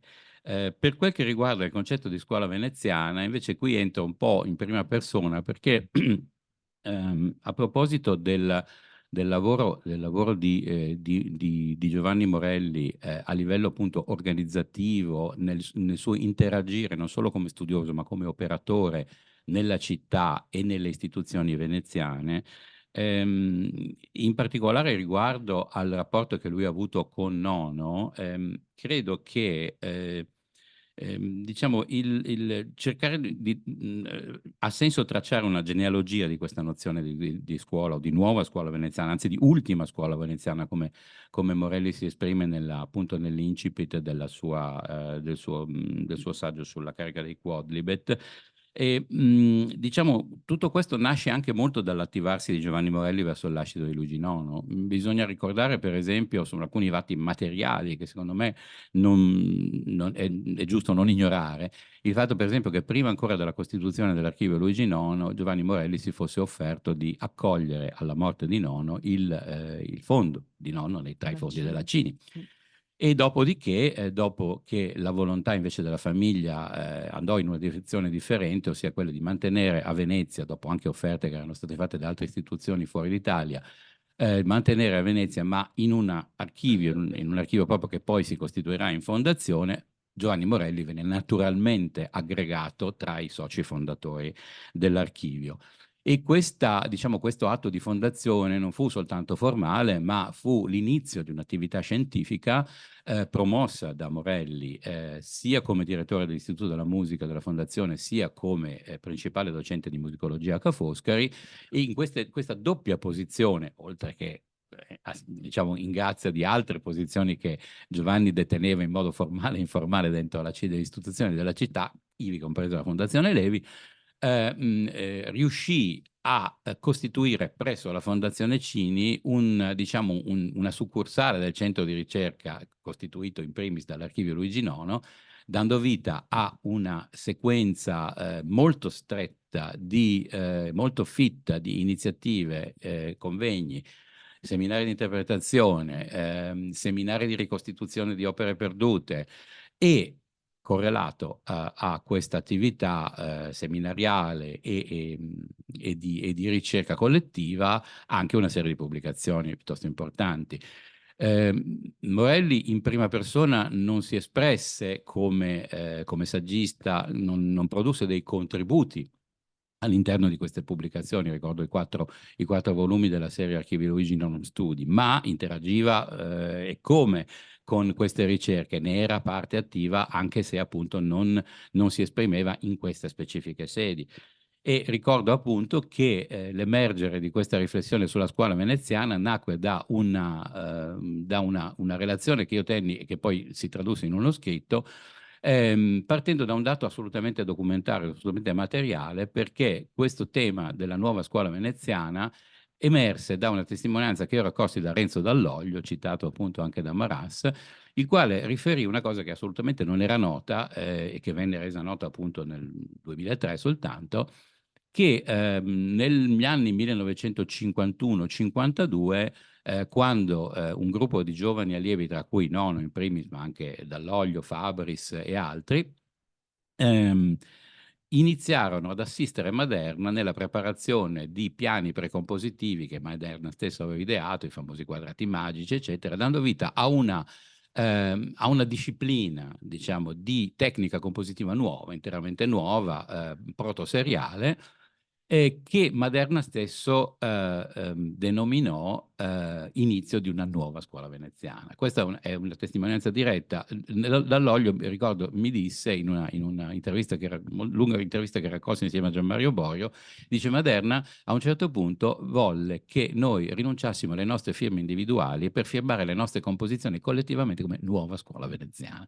E questo gesto, questa cosa che non avvenne naturalmente, ma questo gesto, questo impulso di Maderna, che era fondato sulla scoperta di una tecnica nuova, quindi quasi come inizio di una novità, e a partire veramente da una tabula rasa che voleva fare in un certo senso piazza pulita con il passato, ma non interamente, era fondata sul mito produttivo della musica marciana, quella della musica degli antichi, che era stata studiata appassionatamente da Maderna e dai suoi allievi.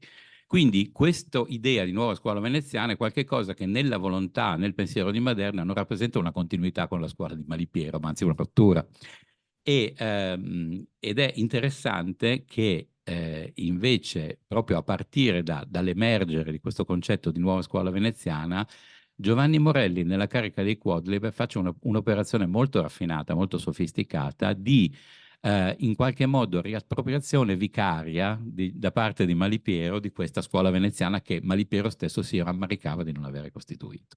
Quindi io leggerei la carica dei Quadlibet diciamo l'invenzione concettuale di nuova scuola veneziana in un certo senso come qualche cosa che viene rivendicato dalla parte di Malipiero. E poi c'è un colpo di genio finale, diciamo, in questo lungo ed articolato saggio, che prende in considerazione Maderna, anche Maderna e Nono, ma che in qualche modo diciamo contraddice anche a volte in modo interessante la realtà del costituirsi della nuova scuola veneziana in senso proprio, come con la composizione da parte di Malipiero di quel Magister Josephus, che è questo pamphlet da concerto in cui Malipiero drammatizza la propria relazione in rapporto agli allievi che in un certo senso lo hanno tradito. Ecco, credo che siano poi i riscontri materiali, diciamo, dell'emergere e dell'elaborarsi di una nuova scuola veneziana.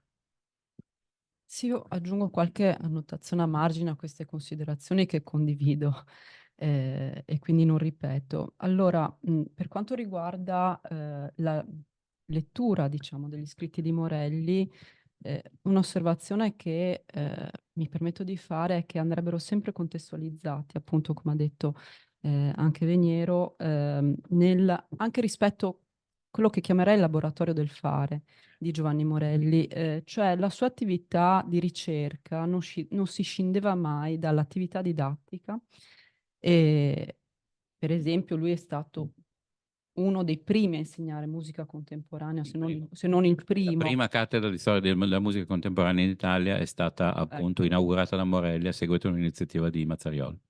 Ad esempio, poi appunto c'è l'attività convegnistica, l'attività seminariale, laboratoriale che promuoveva non solo alla Fondazione Cini, l'attività editoriale che va intesa non solo, appunto, come diceva Veniero, nella diretta autorialità di saggi, ma anche nella pianificazione delle collane. Quindi quando noi andiamo a leggere gli scritti di Morelli vanno contestualizzati anche rispetto alle collane che lui dirigeva, nella cui pianificazione e poi discussione con gli autori Morelli partecipava in maniera estremamente attiva, quindi parte del suo pensiero va assolutamente rintracciato anche lì, anche se lasciava spazio alla pluralità di posizioni e a posizioni anche differenti rispetto alla sua.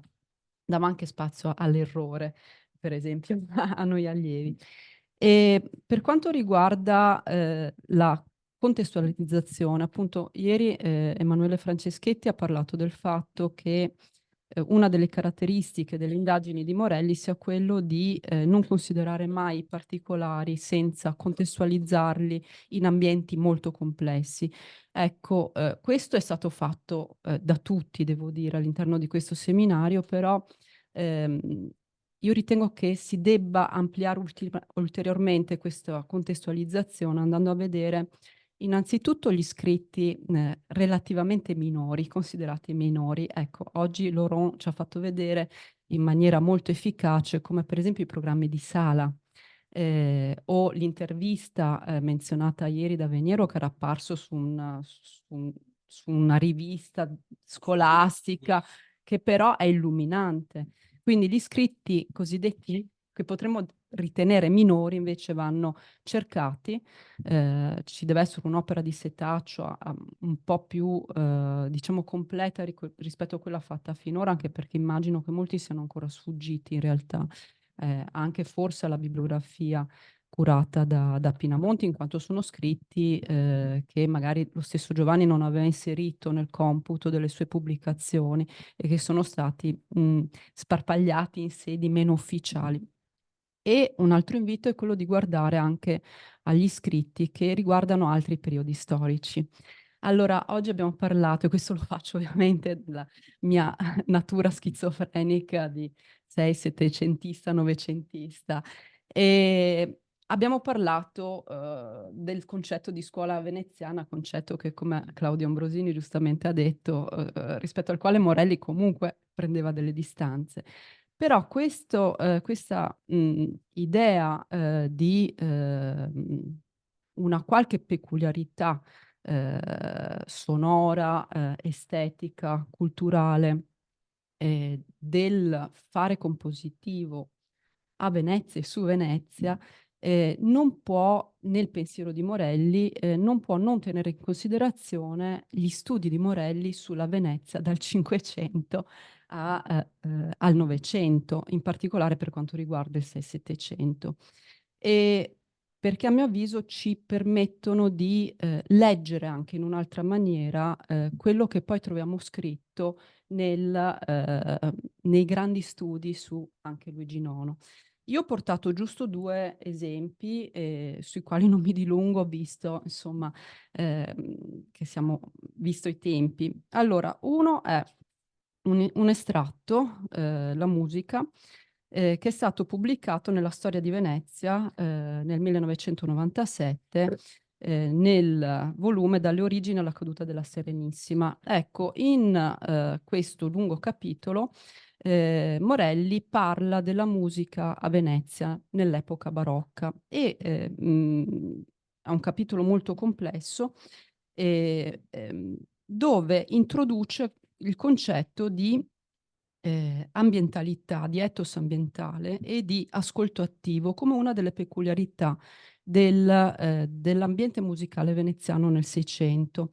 In particolare, una citazione che ho segnato: credo, per quel che concerne la storia della musica e della vita musicale veneziana, specie nella Venezia post-lepantina, siano rimaste molte tracce indiziarie che consentono di pensarla, quella vita musicale, come se fosse un laboratorio di interazioni fra ascolti ambientali e atti creativi attenti alle attese di tali ascolti, ovvero di ricerche di corrispondenze positive, più o meno spontanee, fra l'attività di chi fa la musica e gli orientamenti passivi ricettivi di un'entità sino a quel tempo non particolarmente qualificata, intende il pubblico.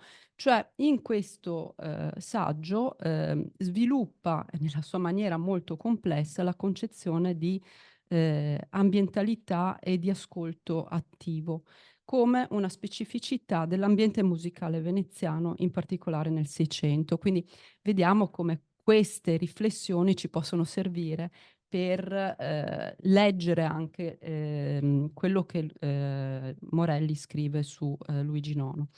E chiudo con una citazione da un programma di sala del Festival Galuppi del 1981. Questo per farvi vedere come spunti noniani possono arrivare anche in scritti apparentemente molto lontani. Vorrei indurre sull'ambiente tardo settecentesco una strisciante disponibilità a trasformare la nostalgia per l'immemoriale in ironia costruttiva, in utopia d'architetti, in nostalgia del futuro, grazie allo sfruttamento malinconico di frustrazioni del senso nostalgico, idillico, arcadico, di disinganni sulla bontà della natura e così via. E questo concetto di nostalgia del futuro collegata al concetto di utopia e di malinconia è l'oggetto di questo programma di sala che parla di alcune composizioni, non solo di Galuppi, della fine del Settecento. Proprio, no, molto ficcanti queste due osservazioni che hai fatto, perché inducono un pensiero che è soltanto ipotetico, ma potrebbe avere anche dei riscontri nella realtà, nel senso che proprio questo, diciamo, questa messa in rilievo dell'ambientalità, no? Riferita a una Venezia che non è quella contemporanea, ma è una Venezia, spiace dirlo, mentale perennis in un certo senso, ma che è perenne non in un senso ideale, in un senso molto concreto, molto materiale, molto acustico, molto fisico-acustico, che è anche quello messo in evidenza poco fa da quella citazione Sofferte onde serene, no? Una composizione che nasce esattamente in un ambiente acustico che viene in qualche modo ricalcato e trasfigurato in una composizione pianistica elettroacustica, no?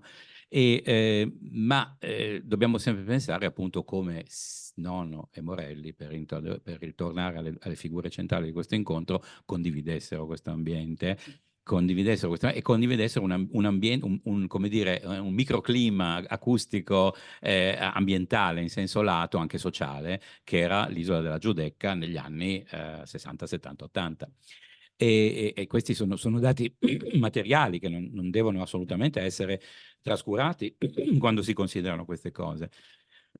Quindi c'era anche una condivisione profonda che poteva indurre questi pensieri, anche questo coincidere anche di formazioni concettuali che trovavano espressione in informazioni come appunto Nostalgia del futuro.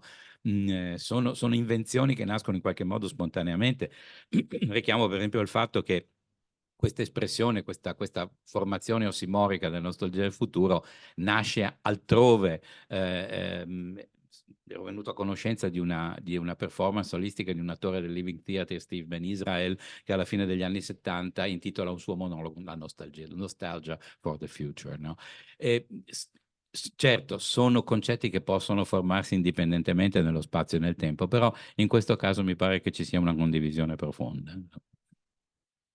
anche in rapporto a questa ambientalità che sottolineavi tu.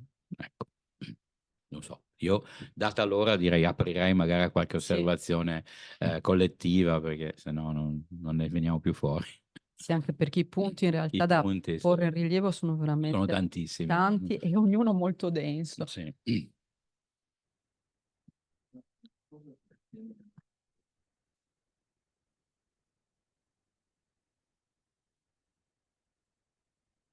La vicinanza che c'è fra lo stile di pensiero di Giovanni e quello di Bachelard, ad esempio. Cioè, che un immaginario che però è radicato in una materialità. Cioè, questo mi pare veramente qualcosa che Giovanni ha sviluppato in modo... Io non so quali fossero le sue relazioni con Bashkov, sicuramente lo conosceva, perché conosceva tutto naturalmente, ma non penso che ci fossero delle filiazioni probabilmente dirette, però mi pare che ci siano delle analogie fra questo, cioè questa capacità di cogliere una sorta di ramificazione, diciamo così, immaginaria, però non di tipo fantastico, dove l'immaginario appunto è radicato in una materia, nel suo caso materia sonora, materia letteraria, materia tutto in sostanza. Non lo so, ve lo butto lì e mi è venuto in mente. Ecco. Beh, c'è la... Vabbè, adesso qui entriamo in un ambito molto, molto pericoloso, anche scivoloso, ma c'è tutta la cultura scientifica di Giovanni, sicuramente. C'è, diciamo, la sua fondazione illuministica, in primis, e poi tutta la cultura scientifica e anche il sapere medico. C'è una storia familiare molto importante, insomma, che discende appunto dalla famiglia Morelli, dal padre in particolare. Il padre è una figura poco documentata, se non a partire da uno scritto di Giovanni stesso, in modo ovviamente molto, molto obliquo e molto appunto filiale, in un modo alla Giovanni Morelli, e adombra una figura di padre altrettanto geniale e altrettanto poliedrico e forse ancora più irregolare. Sarebbe interessante indagare sulla figura. Mm. Sì. Sì, certo. Sì, sì, sì. E quindi sì, forse queste sono le origini.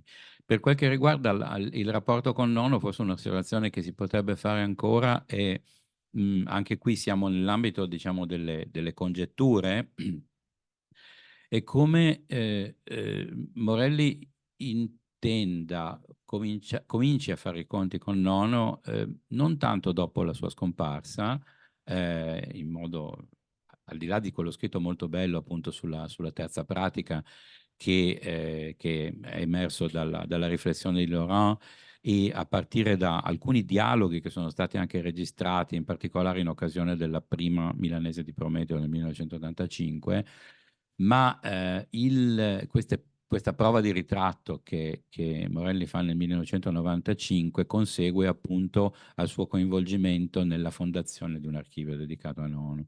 È quasi come se in quel momento Morelli maturasse proprio un'oggettivazione del suo rapporto, che era stato un rapporto di prossimità, un rapporto di prossimità anche di condivisione, che emerge da testimonianze private.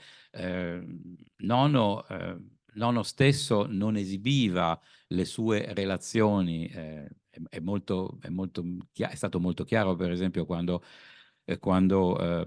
raccogliemmo la corrispondenza tra nonno e Massimo Mila, per esempio, fu molto chiaro che il rapporto instaurato da nonno con Mila come sponda critica, quasi come confessore a distanza, era molto più profondo e molto più significativo di quelli pubblici, come quello che aveva avuto con Luigi Pestalozza. Questo era il rapporto pubblico, ma il rapporto con Mila era forse ancora più profondo e più sostanziale.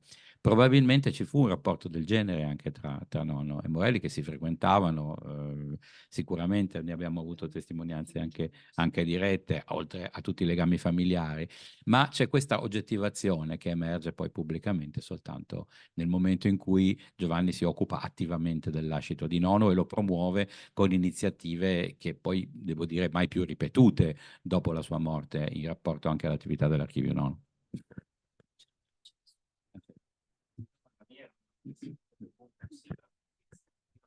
Un altro? Io volevo proprio solo fare quasi un ringraziamento a tutti i membri del comitato scientifico, perché non bisogna dimenticare, sono elencati nel dépliant, quasi tutti sono presenti. Porto il saluto anche di Angela Ida De Benedictis, che ha partecipato a tutto il processo, insomma, di selezione dei partecipanti e anche ad aspetti dell'ideazione. E volevo anche sottolineare come una giornata come questa, nella sua concretezza, direi quasi performativa, detta anche le linee dei futuri sviluppi, perché ad esempio quello che diceva Giada sull'importanza degli scritti cosiddetti minori, e questo può essere proprio un obiettivo per noi del gruppo di ricerca Levi sul Novecento di Giovanni Morelli, andarli in qualche modo a reperire e poi a metterli in relazione con gli altri, perché questo elemento della relazione, della ricerca di analogie mi ha colpito moltissimo. Non conoscevo questo programma di Sala in cui si fa riferimento alla nostalgia non solo del futuro, ma poi lui lavora per campi semantici, no? Quindi a quel punto tutte le cose che hai citato da un lato erano assolutamente pertinenti, dall'altro però, come fa sempre Morelli, inserisce anche un avverbio, e gli dice ironicamente, ironia, che ad esempio questa ironia nelle cose di Nono non c'è. E allora tu hai sia il rapporto analogico di termini, nostalgia del futuro, eccetera, sia un aggettivo, un avverbio, una virgola, un qualcosa che ti segna anche la differenza, perché altrimenti cadremmo nel rischio enorme, anche per un gruppo come nostro, di vedere tutto simile, no? Da dire, ah sì, in questo saggio parla di nostalgia, lì anche, allora si creerebbe una rete quasi tendente all'uniformità di questo network. Invece hai sia l'analogia sia il contrasto.